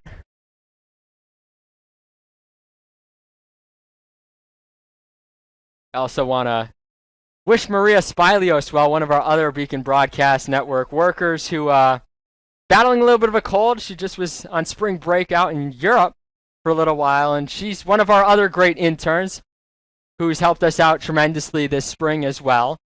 She'll be returning to the press box hopefully soon. We hope you feel better soon, Maria, if you're watching. I know you just messaged me that you were watching that last inning with Georgia, so if you're still tuning in, we hope you're feeling better, and we hope to see you back next week for some Beacon baseball here on Tuesday night, which, if you want to come out to the game, is against Tufts University at 3 o'clock p.m. on Tuesday. And looks like it should be good weather. The weather should hold up on Tuesday and Thursday of next week, and we'll have some Beacon baseball for you from home as Dexter goes to the pickoff move once again. And they're actually going to call a balk on Dexter. Mark Delaney with the call there, so that's big as Boyle's going to move up to second with just 1 out. Now the runner is in scoring position with just 1 out in the 6th inning. And over at softball in the 2nd inning right now, Manual College leads 1-0 over UMass Boston in game number 2 on a 1st inning run. Emily Doble getting the start in that game.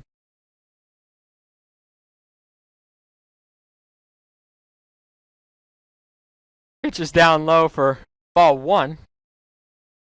Hunter Perkins at the plate. He's doubled twice against Dexter, so that runner being at second right now in Boyle is pivotal, because with the way Perkins has been hitting the ball in this game, you could be very well looking at another tie game in this at-bat, as so far Perkins has had Dexter's number up to this point.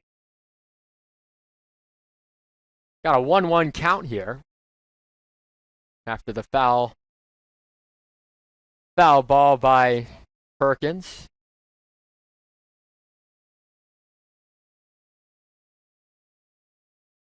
That one's outside for ball number 2. Count moves to 2-1.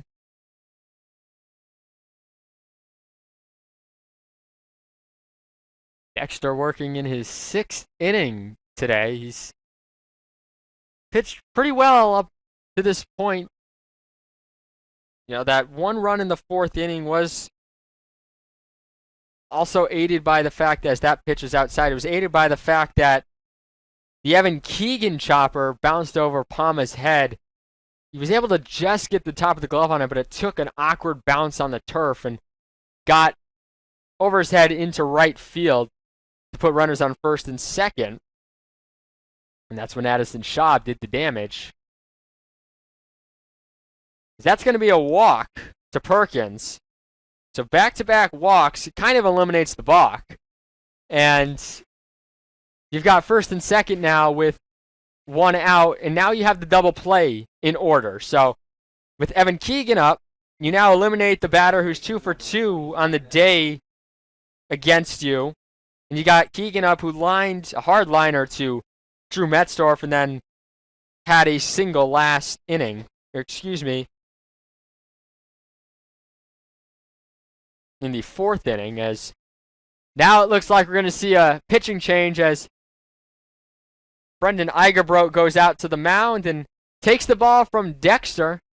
We're going to have a new pitcher come into the game for UMass Boston. We'll get it for you in a moment. We'll keep it here as they warm up and give you their full list of stats coming into it.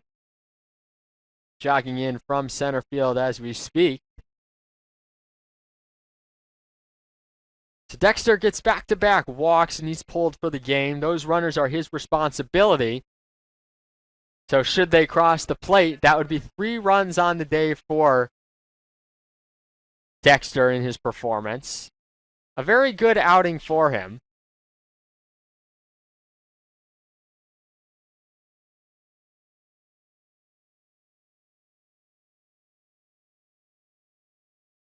As we look, and it's Brendan Ferrari is going to hit the mound. Ferrari coming into this game 1-0 on the season.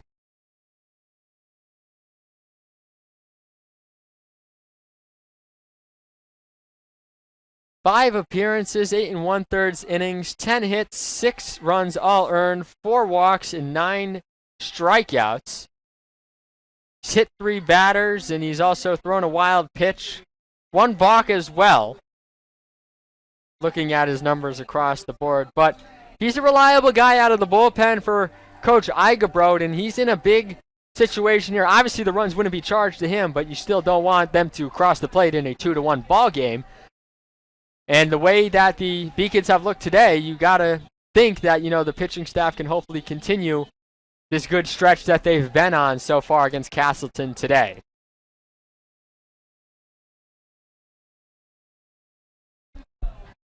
So, set the stage for you right here. Back-to-back walks from Dexter after he gets the first out in Cardozo in the inning. Make it first and second with 1 out. And Evan Keegan at the dish. Keegan, as a whole today,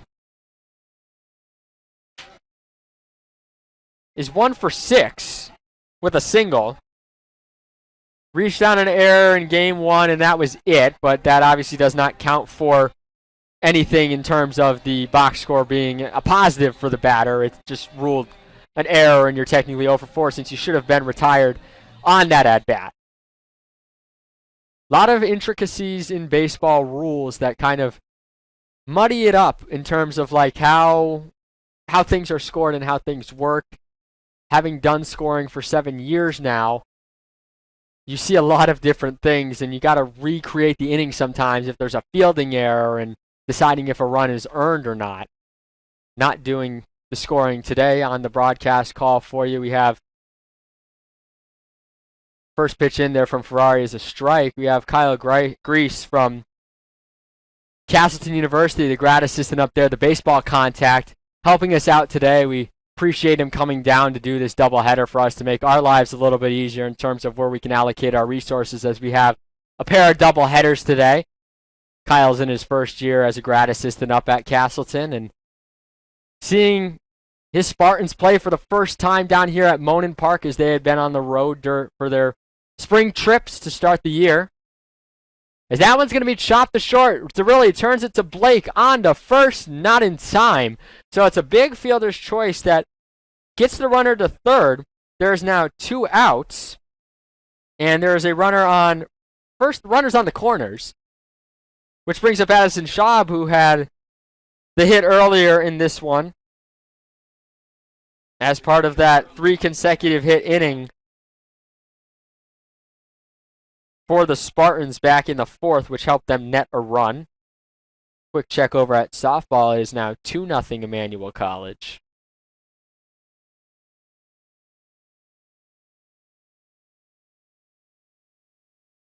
It was Evan Keegan who got the RBI single in the fourth inning. That one's cut on and missed, and counts now 0-1. So you eliminate one of the runners on base at least. You have runners on the corners. A single would tie the game. A double potentially gives Castleton the lead back. Ferrari looking to work out of it, and he's quickly ahead on the count 0-2. So Ferrari now with a chance to escape trouble in this one and send us to the bottom of the sixth in a 2-1 ball game. Ferrari delivers outside, and I'm not quite sure what happened there. It looks like they may have thought it was strike 3. Runner just cruised in the second, and it looked like Blake had the ball way before that. I'm not sure if a balk was called or...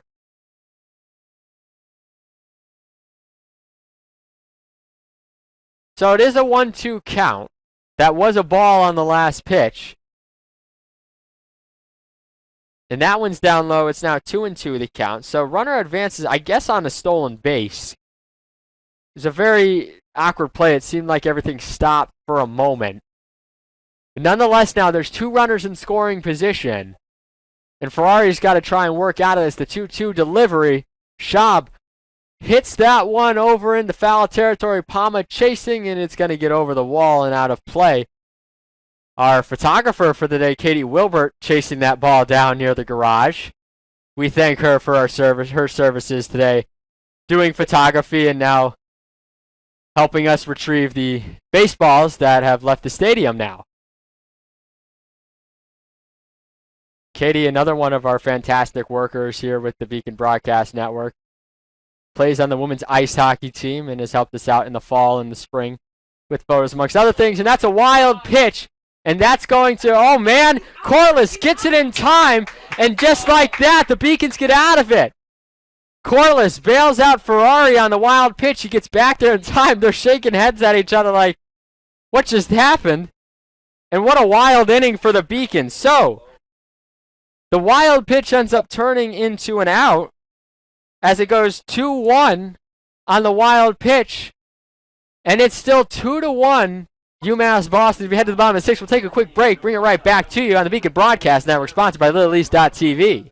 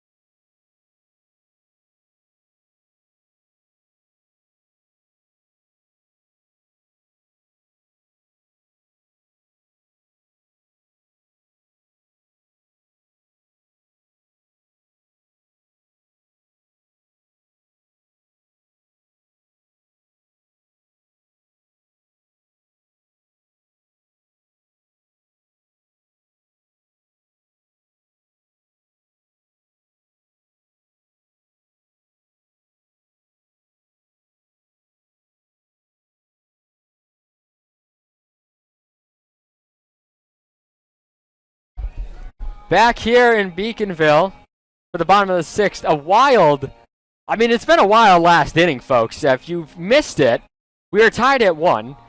Nick Farnese leads off the bottom of the fifth with a triple and scores as Kenan Dush bobbled the ball out in center field, and so Farnese came around and scored. Sort of an inside the park home run as Aiden Blake steps in, and then in the top half of the inning, back-to-back walks send Ross Dexter out of the game. And then with Addison Schaub up and 1 out, a stolen base, which it felt like time froze for a moment there, happened. So you had second and third, and then Ferrari on the 2-2 pitch threw a wild pitch, but Corliss got to the backstop in time and was able to get it to Ferrari, who covered home, and was able to get Jack Boyle trying to score the game-tying run there. So a big momentum booster for the Beacons here in the bottom of the 6th inning as Aiden Blake steps in with a 2-1 count.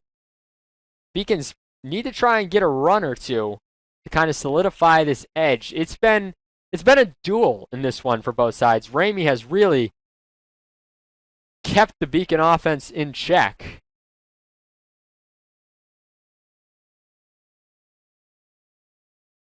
Here with the 2-1 count. Blake 0 for 1 on the day with a sac fly to center. That one's high, and that was actually ball 4. So Blake with a leadoff walk puts a runner on to lead off the bottom of the 6th.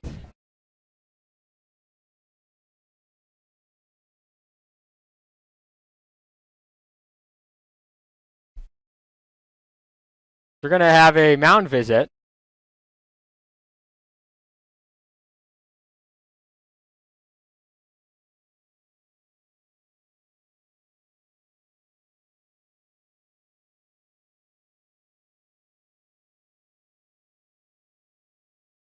Spartans with the mound visit right now, trying to keep this at a 1-run game. It's 2-1. Blake at first after the leadoff walk. Willie Allen talking to him over there. As Nick Palma steps in. He's 0 for 2 on the day. Ramey fires, and they're going to go with the sac bunt here, and it goes foul. Count goes to 0-1. Again, I talked about how pivotal it is to try and push across another run or two for the Beacons in just a 2-1 ball game, and so they're trying to sacrifice Blake over. Blake has speed. They're definitely a threat to try and potentially steal, but if you can advance him even on just a sac bunt, you can put him into scoring position with 1 out and have 2 cracks at it. If he steals a base, you're in an even better spot with no outs. That one's right over the plate from Ramey. Counts now 0-2. Palma, as we mentioned, has been off to that hot start this year. Just had 1 hit today so far. He's 0 for 2 in this one and went 1 for 4 in game number 1 with a single early on. That pitch is outside from Ramey. Count runs to 2-2 as Ramey, up to this point, has been pretty solid. Again, outside of that triple to Farnese and then those 3 runners to start the first inning, Ramey's been in full control of quelling this Beacon offense in game number 2 as he works in his 6th inning. We saw Ross Dexter exit after 5 1/3 in favor of Brendan Ferrari, and it seems like Ramey might get the hook pretty soon as that one was fouled off.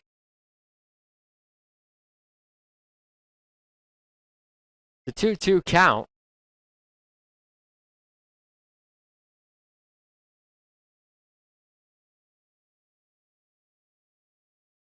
Ramey looks in and fires.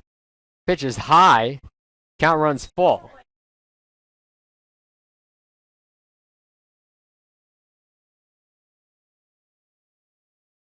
Excuse me, 2-2 the count.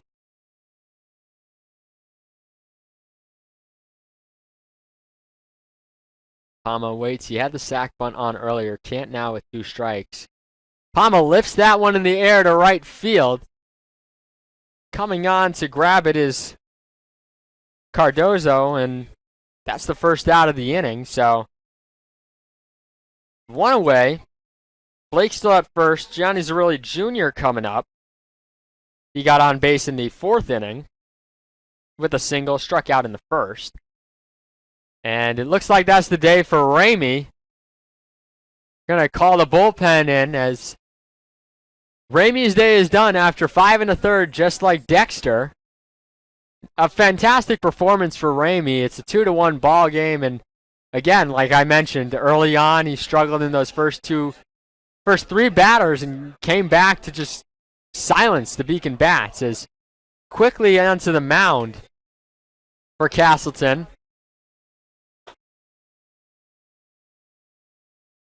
Looking to get a angle on the number here. Number 8. How many? Braden Hourigan. Hourigan, 5 appearances on the year, 2 starts, 11.08 ERA. He's 0-1 on the season. He's got 3 saves. He's pitched 13 innings, 14 hits, 16 runs, all of which have been earned, 16 strikeouts and 10 walks. So, for every run he's given up, he's also struck out a batter. He's allowed 4 extra base hits. Opponents hitting .286 against him so far this year.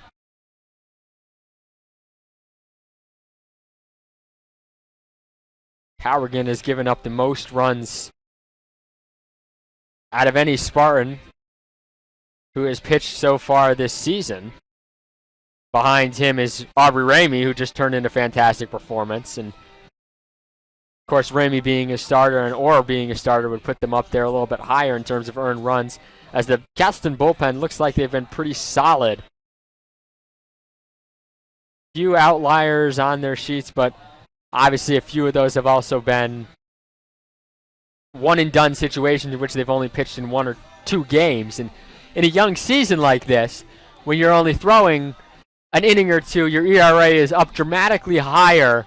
If, let's say, a pitcher only throws an inning and gives up 4 runs, his ERA is going to be a lot higher than a pitcher who throws 20 innings and gives up 4 runs. So that's kind of the situation with some of the numbers you see early on in the year. You think, oh man, that's a high ERA, but when you look at the full box score of why their numbers are what they are, you kind of get the full picture as to why things have lined up the way that they have. As right away, Hourigan tries to use the pickoff move at first base. Quick check over for UMass Boston softball.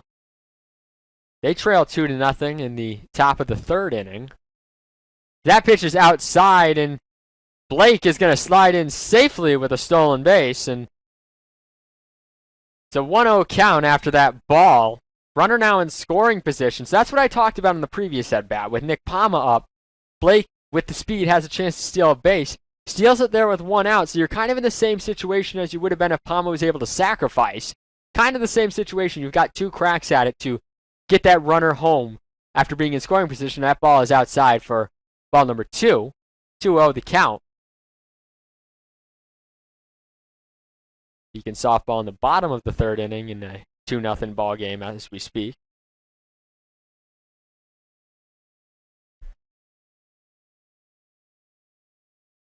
Pitch is in there for a strike. Count moves to 2-1 to Zerilli Jr.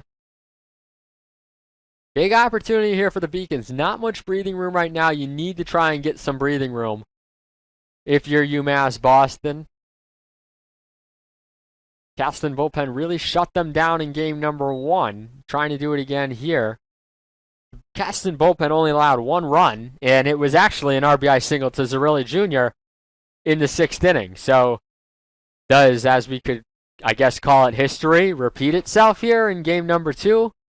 We'll see, as Zerilli Jr. takes all the way, and he gets called on the outside corner for a strike. Count now 3-2.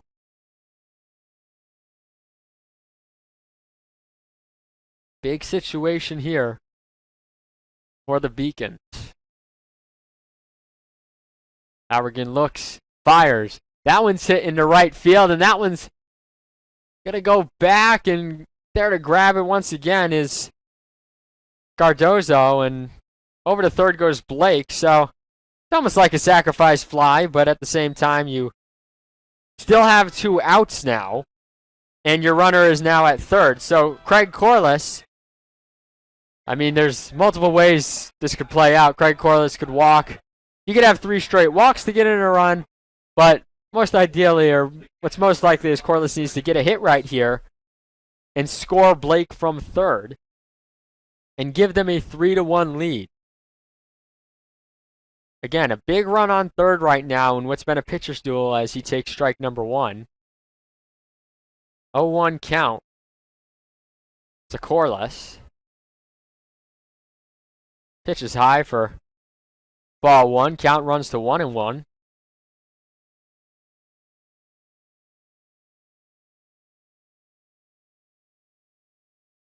Corliss starting to find his power stroke in the last couple of games as that one's in there for strike number 2. So Howard looking to escape trouble right here with 2 outs. Came in with a runner on and 1 out. Corliss chops that one into the gap. Firing to first is Lawrence. He gets the out on the bouncing ball. Corliss not able to outrun it, and the Beacons retired after getting the leadoff man on. No runs, no hits, no errors, 1 left on base. We head to the top of the 7th. 2-1 UMass Boston. Here on the Beacon Broadcast Network, brought to you by LittleEast.tv.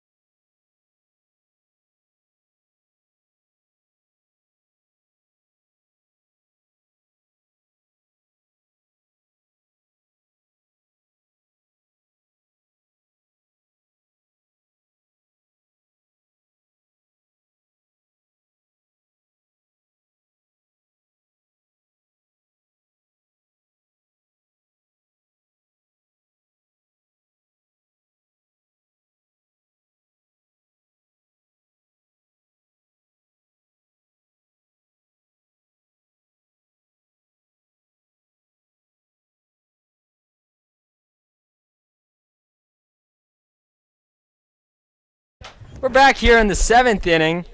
Bottom of the lineup coming up in Addison Schaub, Cannon Dush, and Ryan Lawrence. As Schaub is going to slice that one into right field. Everybody going back for it, and it left the stadium. So that's a foul ball, and it's now 0-1 the count. And as it is an 0-1 count, we bring in our very own Gina Albano, who you might remember from men's basketball back in, I believe it was December. It's been a while since that game. Who made her broadcasting debut actually alongside me in that one. So why don't we start there? Gina, what was that like for you? I mean, that was your first time getting on air. You're the one who convinced me to do it. What was that like for you doing that the first time? Yeah, I'm happy to be back. The first time I was a lot of talk, like, oh, let me do it. Then I had an opportunity, and I was pretty darn nervous, but it was a lot of fun. I started with the sport basketball, which I have little to no experience with, but after getting to do women's hockey a few times.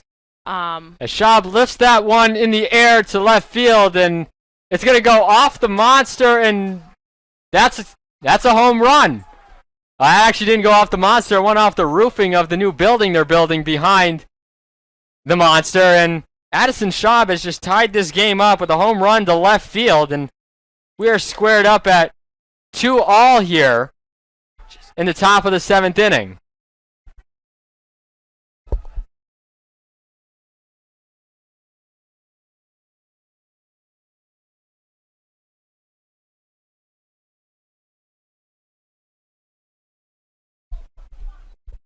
So shot with a home run that brings Cannon Dush to the plate.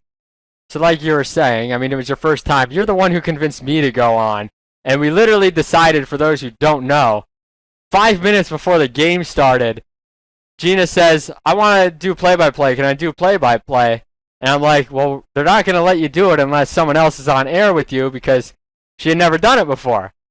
Well, I had never done it before either, but we decided, let's go for it, and we started about 6 minutes into the game because we had some technical difficulties, and we kind of just ran from there with it. And then you ended up calling a bunch of women's hockey the rest of the year. I think a few men's games as well, right? I don't think I did any men's games. Dave had me glued to a camera, but for the women's game, absolutely got to do a couple of those, which was a lot of fun.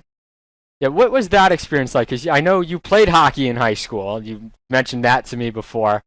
What was that experience like as Dush fouls that one off, calling that? Yeah, well, I mean, college athletics is a great thing to do while you're in school. But doing soccer was already quite a lot, so I was pretty bummed that I couldn't also play hockey. But it just kind of gave me an opportunity to still kind of be involved with the game, and it was a lot of fun. Tell me a little bit about what that was like as that pitches in the dirt to Dush, 1 and 2 the count. What was that experience like? You know, we talked with Georgia a lot about soccer, and I talked with you, I know, during basketball season a lot about your soccer experience because we were talking down the stretch in a blowout game as Dush grounds that one by Metzdorf, and Castleton's in business as Dush is on base with the single. So we've got a runner on first with Ryan Lawrence, the 9-hitter at the plate. But we talked a lot about during the men's game about your leadership and what that meant and how it was for you kind of stepping from what the difference was between being a freshman and now being a senior. What was hockey like for you? As Coach Eigerbrot's actually going to go to the bullpen, so we have a little bit of time to talk about this. What was that like for you playing hockey in high school? Oh, it was so much fun. It's a really fun sport, and again, just being able to kind of come in. Women's hockey is more of a newer thing, so we had combined 3 towns. It was Haverhill, North Andover, and Pentucket. So it's a lot of girls coming from across 3 towns. And I mean, it's just, as you know, I played soccer my whole life as well, but it was great to kind of get to switch that up and kind of be a 2-sport athlete. But yeah, it's a lot of fun. It's a completely different sport than soccer, which I found kind of nice and refreshing to get to go from one right to the other. Do you wish you had played hockey in college, or do you feel like you chose the sport that was right for you in terms of coming here and whatnot? No, it's always going to have a special place in my heart. But at the end of the day, I probably couldn't have done 2 sports, and I am happy that I chose soccer. But for sure, watching the women's hockey team play, they're a super talented group of girls, so it does make your heart hurt a little bit. And I was happy that I got the opportunity to call some of their games and kind of still get to kind of speak to a little part of that experience that I had growing up. Well, like we just talked about with Georgia, you do have that grad year. And, you know, you could just come back for a 5th year and say, maybe not soccer. Maybe I'll play hockey this year instead. No, every time Coach Tomback is like, come back, I'm like, if I came back, I think I'd want to try hockey for 1 more year. Exactly. Perfect. So maybe we have her a little bit convinced, folks. But before we keep going with it, Thomas Kierce is on the mound. He's got a 1.93 ERA. He's 2-1 on the year. He's made 4 appearances. He's pitched 4 2/3 innings, 4 hits, 2 runs, 1 earned, 3 walks, and 4 strikeouts. He had a bit of a rough outing against Johns Hopkins, but outside of that appearance, he was pretty solid on the mound. So he's going to try and get out of this inning as the ball game is now tied at 2-2. And he'll face the bottom of the lineup in Ryan Lawrence and then move on to Reese DeCastro and Tyler McLean, depending on how far they have to go with it. But moving back over to our conversation here with Gina, what in high school, obviously, like we've talked about with hockey, what position did you play? Were you like a primary goal scorer for the team, or were you the enforcer? Did you fight a lot of people in high school, or did you just what was your role? Nah, I kept my attitude in check. But I played defense my whole life growing up playing hockey, and then when I got to high school, I played center and a little bit of off wing. I was tall, so I was kind of definitely a big presence on the ice, especially in skates, about probably like 6'1". And yeah, I led the teams in assists, so I was more of a playmaker, I would say. But yeah, it was a good time, and I was just out there having fun. What was your favorite experience playing that back in high school? I'm gonna have to say, I'm sitting next to my sister Elena right now, who's also helping out with the broadcast, and she also was a very talented ice hockey player as well. So it was a lot of fun, when we'd get on a power play or something, and we'd both get to go out together on the power play. Definitely good times out there. Yeah, that's probably the best thing, and I'm glad that I got to. That one's popped up to Kierce, so the sack bunt doesn't work. We got one out here as the top of the lineup, and Reese DeCastro comes up. Did you ever have the opportunity to assist your sister in scoring a goal in high school?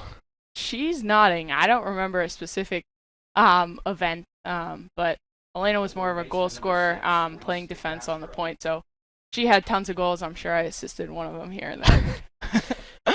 We tried to get Elena to come on. She didn't want to come on. If the folks at home want to hashtag bring on Elena, we could try to do that in the 8th inning, but I don't think she can be convinced this late in the game as that pitch is low for a ball. Yeah, I think the people are sick of hearing me. They want to hear someone else. Obviously, we've got 3 Albanos up here, and we've got the newest one. We call her Little Albano sometimes in the office, but she's on the track team, Allie Albano. We also tried to get her to come on. She didn't want to either, but maybe eventually. But you've had how many people come through UMass Boston now? I know your father was here, and you've had a few others. That one's grounded to third. Metzdorf picks it up and fires over to first, and on the hop, it's able to get him, and the runner is going to advance all the way to third and Dush. So heads up base running there. Gets him all the way to third on the put out, 5-3. 2 outs. Kierce now has to work with the runner on third. So how many people, again, have you had go through? Yeah, no, it's a cool story. My dad played baseball here for a little, and then my older brother actually ended up playing tennis here at UMass Boston. He won an LEC championship, and then my freshman year playing soccer here, I won an LEC championship, and then just recently my little sister Elena. McLean grounds that to first. Palma bobbles it. The throw over to Kierce in time, and he retires. McLean to get out of the jam. So the Beacons avoid trouble right there. They get out of the inning. The home run by Schaub ties it up. So we're tied at 2 heading into the bottom of the 7th.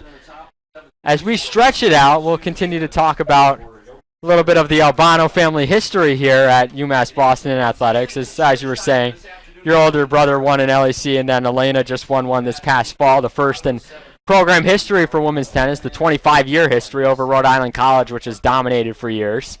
Yeah, no, so it's super cool that I get to be here on campus with her and get to watch that. That was awesome. And hopefully we'll get Allie her LEC championship before she graduates as well. Yeah, we were talking about that. She used to play tennis in high school, I found out today. I just found out from Gina that Elena also played hockey in high school. So we're learning a lot about our athletes today that even I didn't know, which is always fun. It gives more conversation to talk about on air. So we continue to roll here into the bottom of the 7th as Hourigan is still on the mound in the 2-2 ball game. Mentioned you've had 4 plus your father come through, and you didn't even really know that your father played baseball until we discovered it. We were revamping the website, and I remember I came up to you before a hockey game, and I go, "Hey, Gina, did you know that one of your relatives, I think, played on the baseball team?" And she's like, "Who?" "I think it was my dad." And she found out he was a catcher, and that's how that happened. Yeah, very cool stuff. I knew he went to UMass Amherst for a year, I believe, and was playing baseball there, but he ended up coming here, and I didn't know he still played baseball until you mentioned it. I asked my mom. She was like, "Yep." Yes, that happened. Yeah, it's not a common last name, so where I've seen it, I've always had to ask them, is this a relative of yours? Because I'm Italian, they're Italian. I know Italians have a lot of connections everywhere, so you never know when you're going to find one. And Coach Eigerbrot's had been here for a while. Not as long ago as your father was here, obviously, but he's been here for quite some time, coaching the UMass Boston team as Mariana Jimenez steps in. He's got a 2-0 count here in the bottom of the 7th, and that one's in there for a strike. Counts now at 2-1. Tell me a little bit about what you've gotten to do. I mean, I just got to know you obviously when I came in August. What have you done, and contributed to the Beacon Broadcast Network and sports information and athletics in general outside of your sport? Because obviously, like many of the other people in this press box, have done a lot more than just on the field stuff with your sport. Yeah, no, it's a great opportunity to kind of get involved in all sports on campus. I've been here since my freshman year when Dave Wahlberg hired me. And ever since then, just kind of learning from the greats, Allie Crawford, Mary Jo Murphy, kind of learning how to run this broadcast and do it well, and getting to meet other athletes across different sports. It's a great time. So I think, on a deeper level, the question isn't really what I contributed to UMass Boston Beacon broadcast, but kind of what they have contributed, or the program as a whole, to my sort of experience at UMass Boston. Yeah, exactly. I mean, there's a lot of greats that came before you and are here right now who will be remembered as great ones once they move on in several years. I mean, how long has the Albano bloodline been helping out here now? Did your older brother help out too? No, I don't think so. He didn't? No, I was the first one to kind of join this awesome broadcast team, but yeah, so I like to say I started this trend. Pickoff move from Howard, no good, as Jimenez walked. Nick Farnese, who had that triple and scored, comes to the plate. That pitch is high for ball one. I've asked all the people who have come on so far, what was it about UMass Boston that drew you to decide to come here, whether it was, athletically or just in general? Yeah, that's a great question. I think the reason I applied is just because of the affordability aspect of it, and then getting to campus and seeing what a beautiful campus we have, being on the water. It's hard to resist. And then definitely once I got here, I think the coolest people in the world go to UMass Boston. It's filled with tons of diversity, so it's just kind of been an awesome experience all around. It's one of the most diverse campuses here. We've got a diverse group of kids who work with us, a diverse group of kids on the field across all of our athletics, over 300 athletes in our sports. And like I've said all throughout the broadcast today, as Farnese takes that one for a strike, we have a great group of administrators and students and student athletes who make what we do possible. And that's why I felt like bringing them on today and to talk about their experience here was a good idea. Some of them have asked to come on air before, and so I figured, we got 18 innings today. As Farnese takes that pitch on the outside corner for the first out of the inning, why not give them their moment to talk about their experience, give them a little bit of recognition for the work they do. People like Gina, who have been here for 4 years doing this, and Elena, who's been here 2 years, and now Allie's joined. And that's just the Albanos. I mean, we've got plenty of other people. I haven't even mentioned Liz Cramp, Katie Wilbert, who I talked about earlier. Dylan Wurzberger came in, Katie Rennie. I think Allie Dean's done some work for us. Sarah St. Cyrin. We got Sunny Green to my right, who's done work, and Paige Olivier, who's done some stuff for us in the fall. And there's so many people that I don't even I haven't even mentioned. Tam Landry, who's playing over there, Jordan Toomey, Lauren Bethia, Jackson Snyder. I mean, the list goes on as that pitch is in there for a strike, and stealing second safely is Jimenez, so he's in scoring position with one out here in the bottom of the seventh. The Beacon's looking to get that run back. How much do you know about the game of baseball in general? I mean, I know Sarah said she knows the basics. Like, how confident are you? I know you said basketball was like the one you knew the least about. How do you feel in terms of baseball? Like, could you call an inning and do color and stuff? I think I could, but I've been told by my sisters. As Parker gets that one in the hole into right field, that's going to be a base hit. Parker is going to go to second on the throw. Jimenez scores. Jimenez fired up. Parker into second on the throw. It's an RBI single for the Beacons, and they're back in front, 3-2 here in the seventh inning.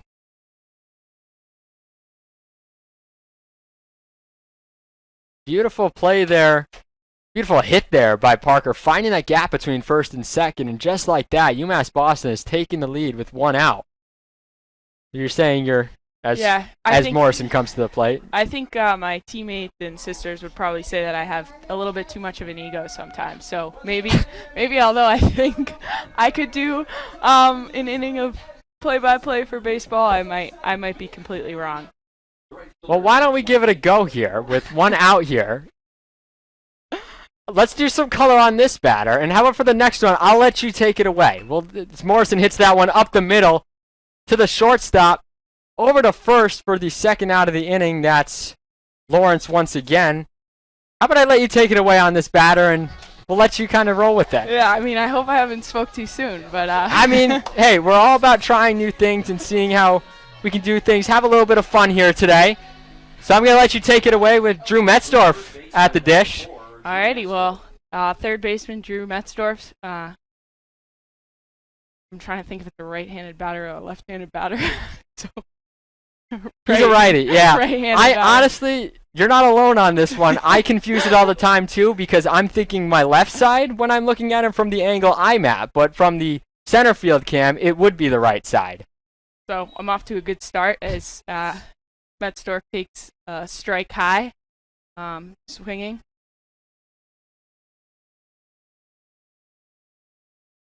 Count is 1-1, 2 out. And that goes for a ball inside as we work the count to 2-1.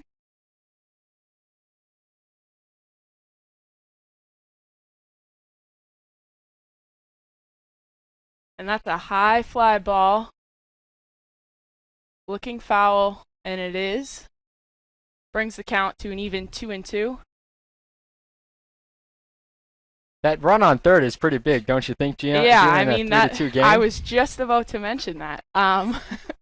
Yeah, it's 2 outs, so you can't really hit a sacrifice fly, but working the count to 3-2 full count is a good place to be in for Metzdorf. Making the pitcher really work this at bat. The big 3-2 pitch. That's a ground ball. Over to first for the out. Lawrence over to first at Keegan to get the side retired. 6-3 with a beacon scratch across the run. It's now 3-2 UMass Boston after 7. Gina, I think she did a good job for her first time calling. Look, I put her on the spot. We're having a little fun here today, and I think you did a good job for your first time doing it.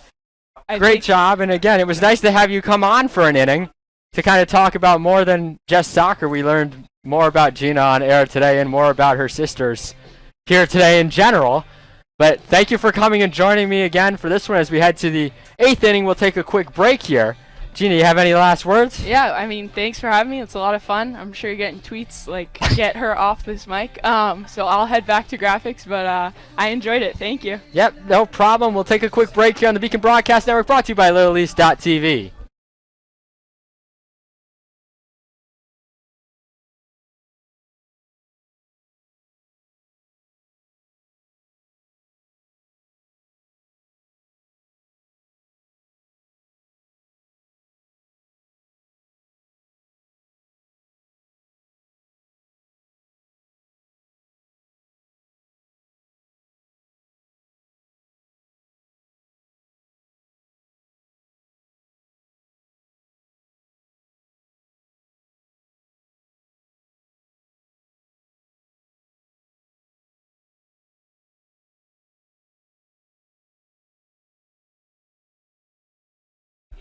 So we head to the top of the 8th inning. It's a 3-2 ball game. A lot's happened in these last few innings.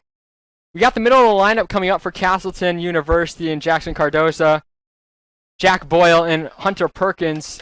Here in the 8th, Thomas Kearse on in relief. And I was able to convince Elena Albano to come on in between half innings as we wait for them to close the gate. Again, trying to roll with just kind of talking to some of our athletes.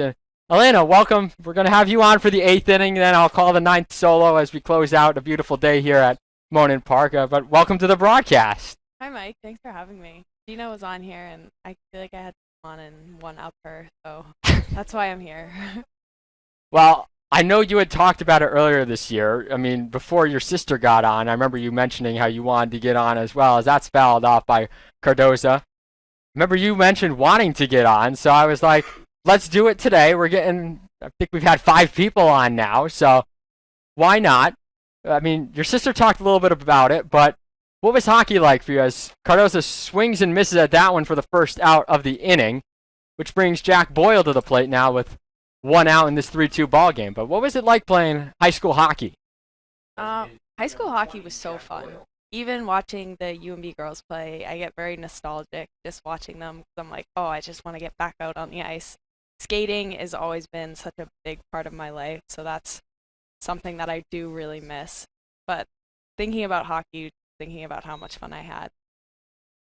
I mean, you obviously are playing tennis now as Kearse gets that one in there for a strike, but was there ever a thought when you came to UMass Boston to play hockey? Or was that ever a thought? I know Gina mentioned that she might have thought about doing it, but 2 sports was kind of difficult. As that one swung on a miss, and quickly, Kearse has retired the first 2 batters as Hunter Perkins comes to the dish now. Well, yeah, honestly, there were a few thoughts when coming to UMass Boston. I actually initially was thinking about playing soccer, but that was kind of shut down because I was already following Gina to school, and I thought that if I followed her on to the soccer team, that might have been something that drove her a little too insane. So I was like, I'll give her a break with this, and I'll pick a different sport. So you already drove her insane enough in hockey, and that's why she chose soccer to try and get away from you, right? And then kind of one thing led to another. Oh yeah, absolutely. Growing up, me and Gina played all the same sports. Perkins sawed that one off as Kearse retires him, and that's a quick 1-2-3 inning here. 1-3 goes the batters, no runs, no hits, no one left on base as we head to the bottom of the 8th, but we'll continue to keep it here and talk to Elena. But why did you decide to choose UMass Boston?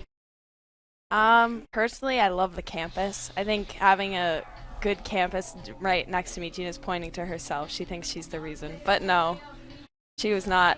If anything, that was a deferent from the school, but they give good aid, and the campus is beautiful, and I really like the location, so yeah. And I wanted to play a sport, and I thought D3 was a really good option. I mean, I know you didn't want to talk about it really, but I want to give you the accolades and attention that you deserve for it. You were the most outstanding player in this year's Little East Conference tournament, which I've mentioned on air multiple times. What is really, I mean, you took leaps and bounds from your freshman year to now. What changed during that offseason that kind of took you to that next level where you were like a key contributor on this year's championship team? I think that the coaching really made a big impact. My coach, Harshana, was literally probably the best coach that I've ever had in all of my sports. He's incredible, and over the spring, we just really worked our butts off, and we came back in the fall stronger than ever, and I think that made the biggest change in our season. Yeah, I mean, coming in, in fact, the first memory I have of her outside of working with the BBN was, it was at the Sportsman Club for a late night, I think it was against Salem State. No, it wasn't that one. I think it was their first match at home, and she nearly took my head off with a tennis ball. When she was serving it to something, and then told me I needed to do a better job of taking pictures. I vaguely remember that. It was like the first match. I remember that. It was all jokes, obviously. I take great pictures. She knows that. That ball is high to Aiden Blake to start this inning. But that was the first memory I had of you, and it was fun to watch. I kept having to make sure I was filming other players, too, because I kept filming you because you were, like, doing really well, so I kept watching you the entire time, and I'm like, wait, I have to run through like 5 other courts and get to everybody else during it as that pitch is in there for a strike. But what's been your favorite memory so far as that pitch is high for ball 2? Just in general being at UMass Boston, and then athletically at UMass Boston? I think athletically at UMass Boston, probably winning the LEC, that was a high point, and I think our whole team. I remember we would always complain to our coach, be like, Coach, no one even knows UMass Boston has a tennis team. And he would be like, girls, listen, all you have to do is win the LEC and everyone will know you exist. We're like, okay, that's what we have to do so people know we exist here. Sure. So we went out and we did it. I mean, and it was a tall task too. Rhode Island College, I remember when you guys were beating them in the regular season, a part of the job in sports information is to look at records as Blake fouls that back on a 2-2 count. I remember looking back at the records and looking at Rhode Island College hadn't lost a conference game, and I think it was something like 1,000-something days. So just beating them in the regular season alone was a huge accomplishment. And then knocking them off in the doubles match against their top player, as that's a strikeout looking for Blake. It'll send Nick Palmer to the plate with 1 out. I remember you guys knocked her off, Jenna Lissy, and I don't remember her doubles partner, but when looking at the numbers, like that duo had only lost 1 match across their 4 years. So you guys not only won the LEC, which is history for this program, but you also like ended history that Rhode Island College had set for so many years. I mean, they've been the cream of the crop when it's come to tennis. And what was it like, not only beating them in the regular season, but in the playoffs? But like, how did you feel going into those 2 matches? Well, I'm remembering my freshman year when we played them and we lost. And it was really crazy because that match was like very scary. And I was a little freshman, and me and my doubles partner lost very badly. And I lost very badly in my singles match. And so coming back and beating them in the regular season was like absolutely insane. It was definitely a big upset. They were kind of this untouchable team. And I think we always saw ourselves as the underdog, and kind of winning that was a realization. And then we just had to do it again. That was what we thought of when we went to LEC. It was certainly fun to watch as Palma chops that one foul. How did it feel, not only to win the Little East Conference, but to be the most outstanding player in the tournament? Obviously, that encompasses the whole tournament, so we're not just talking the championship. It's because of your performance against UMass Dartmouth and Rhode Island College. Oh, I don't know. I was really happy. I was definitely not expecting that, but I think that my attitude towards the teams that we played was a big impact on getting that award.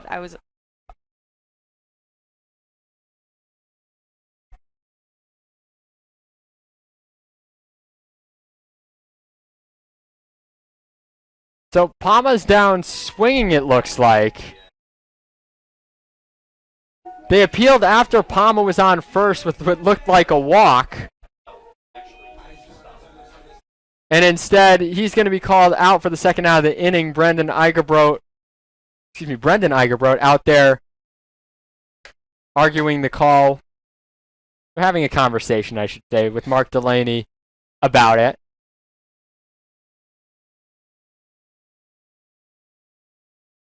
Arguing isn't the right word in that scenario there, as they were just having a conversation. As there's 2 outs, fresh count with Gian Israeli Jr. coming up.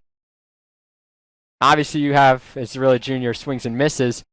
You have 2 more years. You have the NCAAs coming up in the spring. What's your goal? You know, as a women's tennis player over the next 2 years and change. I think a big goal, not even just for me, but for our whole team, is just bringing a few more players into the program to make it a little bit more stronger and more secure. I know right now we lost a few girls, so we're a little worried about our NCAA tournament, and coming into next fall, we hope to bring a few freshmen in, maybe a few transfers, just to make us feel a little bit more comfortable going into this. I mean, I'm sure you're going to continue to make progress after what you've done the past year or 2 already to get to the place where you're at athletically now, as Israeli Jr. swings and misses, and Beacon's down in order. We head to the top of the 9th. It's 3-2 UMass Boston. Elena, do you have anything else you want to add before we depart here on the top of the 9th? Do you think that I did better on air than Gina? I think everybody that we've had on air today has done a great job, and it's always interesting to hear these different perspectives. Gina did a phenomenal job as always, but I think you did just as a phenomenal job today as well, along with Georgia, who's up here, Josh Eastman, Sarah St. Cern, who's up top. I think you all did a great job. So I thank you for stepping out of your comfort zone and coming on air with us. And one last question. What's been your favorite part of working at the Beacon Broadcast Network? Definitely the crew. We have, even when we're not, Georgia Bonnie. Shout out Georgia Bonnie. She makes my job so fun. Maria Spilios, also another key component to our staff. The staff is by far the best part, even though we sometimes goof off too much and get yelled at for not doing our job. I think that I wouldn't change it for the world because we have the best staff and it makes it so much fun. We do, and if any of you student athletes are out there listening, we could always use some extra hands, even if it's just volunteering, so feel free to come out, learn some new things here. But thank you, Elena, for coming on air and joining us as we get ready for the top of the 9th inning. Sam Gray coming into the song made famous by Edwin Diaz, Narcos, by Timmy Trumpet. For the top of the 9th, Sam Gray, a 1.69 ERA, 4 appearances, 1 save, 5 1/3 innings, 4 hits, 3 runs, 1 earned, 5 walks, 4 strikeouts. He gave up just 1 extra base hit. Opponents hitting .235 against him. Like Josh Eastman had mentioned, actually, in game number 1, not Eastman, Gray is coming off of Tommy John surgery. He had a fantastic 15-pitch performance in 1 2/3 innings against Johns Hopkins when the Beacons were up 5-4. And then came out of that game in the 8th inning. That's when the Beacons fell behind against the Blue Jays 6-5 and then lost eventually 9-5. But Gray, I mean, when you hear this song, you can't help but get kind of excited for the moment. And it's Gray's opportunity to get a second save on the year. As it stands, the winning pitcher would be Thomas Kearse. The loser would be Howrigan.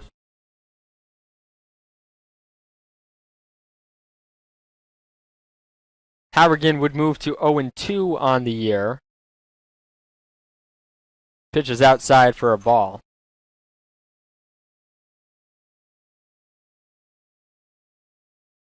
And we just want to, again, one more time, as that one's fouled off. Thank you for joining us today for 18 innings of UMass Boston baseball, maybe more. You know, the outcome is not officially decided at all yet, but appreciate you hanging out with us today. It was a fun afternoon of baseball, getting to see the Beacons play here at home in their first games back at Monin Park and get some of our athletes and workers on air today.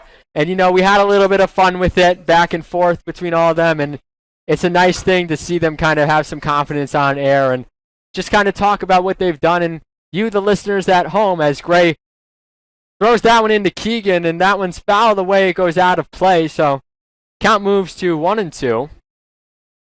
It's kind of nice to hear a different perspective on things, and it gives you guys, the viewers at home, a chance to kind of see what our athletes are all about and what our workers are all about in terms of not only their sport, but their comeback stories. They get to really tell their stories, and that's what I wanted to make it about today and make sure we kind of gave them their moment to shine. And if we had more workers here, I would have probably done more if we could have, as Keegan lifts that one into right field. Coming on to grab it is Blake, as it's popped out to the second baseman over there for the first out of the inning. Addison Schaub now coming to the plate with 1 out. But a nice way to kind of enjoy a doubleheader Friday here at Monin Park. And maybe perhaps if I'm on a call again in the future, we can get a few of our other broadcasters on in here to talk to some of our other athletes who are working with us. It would be a great opportunity. It's always great to hear some different stories as we watch some baseball and take in the game here. 3-2 here in the top of the 9th, as they say he went around. Dan Fitzpatrick behind the plate calls that strike one against Schaub. I'd also like to apologize that we don't have the center field camera for the last inning or so. We changed the batteries out there between games and it died. So unfortunately we were unable to have that for you for the final 2 innings. But we still have the other 3 cameras up for this one. 3-2, top of the 9th, as Schaub offered at it, and now it's a 1-2 count to him.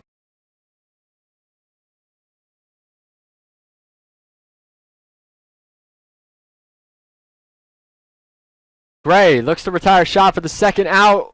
Oh, just missed it on the outside of the plate.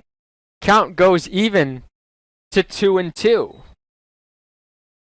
It's been a beautiful day here. Sunny skies all around, mid-50s, and a little bit windy, but not too bad compared to what we dealt with just before spring break, as Gray gets that outside corner. And the Beacons are 1 out away from a 5-game win streak and a 2-0 start to Little East Conference play, but Cannon Dush stands in their way, who's 2 for 3 today with a double and a single. Nothing settled yet. like we saw with the MIT game where the Beacons came back down big in that 9th inning, you never know what can happen. So you don't count your ducks quite yet, folks. Settle in and enjoy what's left of this game, because anything can happen. It's a 1-0 count here from Gray. Gray fires in, misses outside. Count goes to 2-0.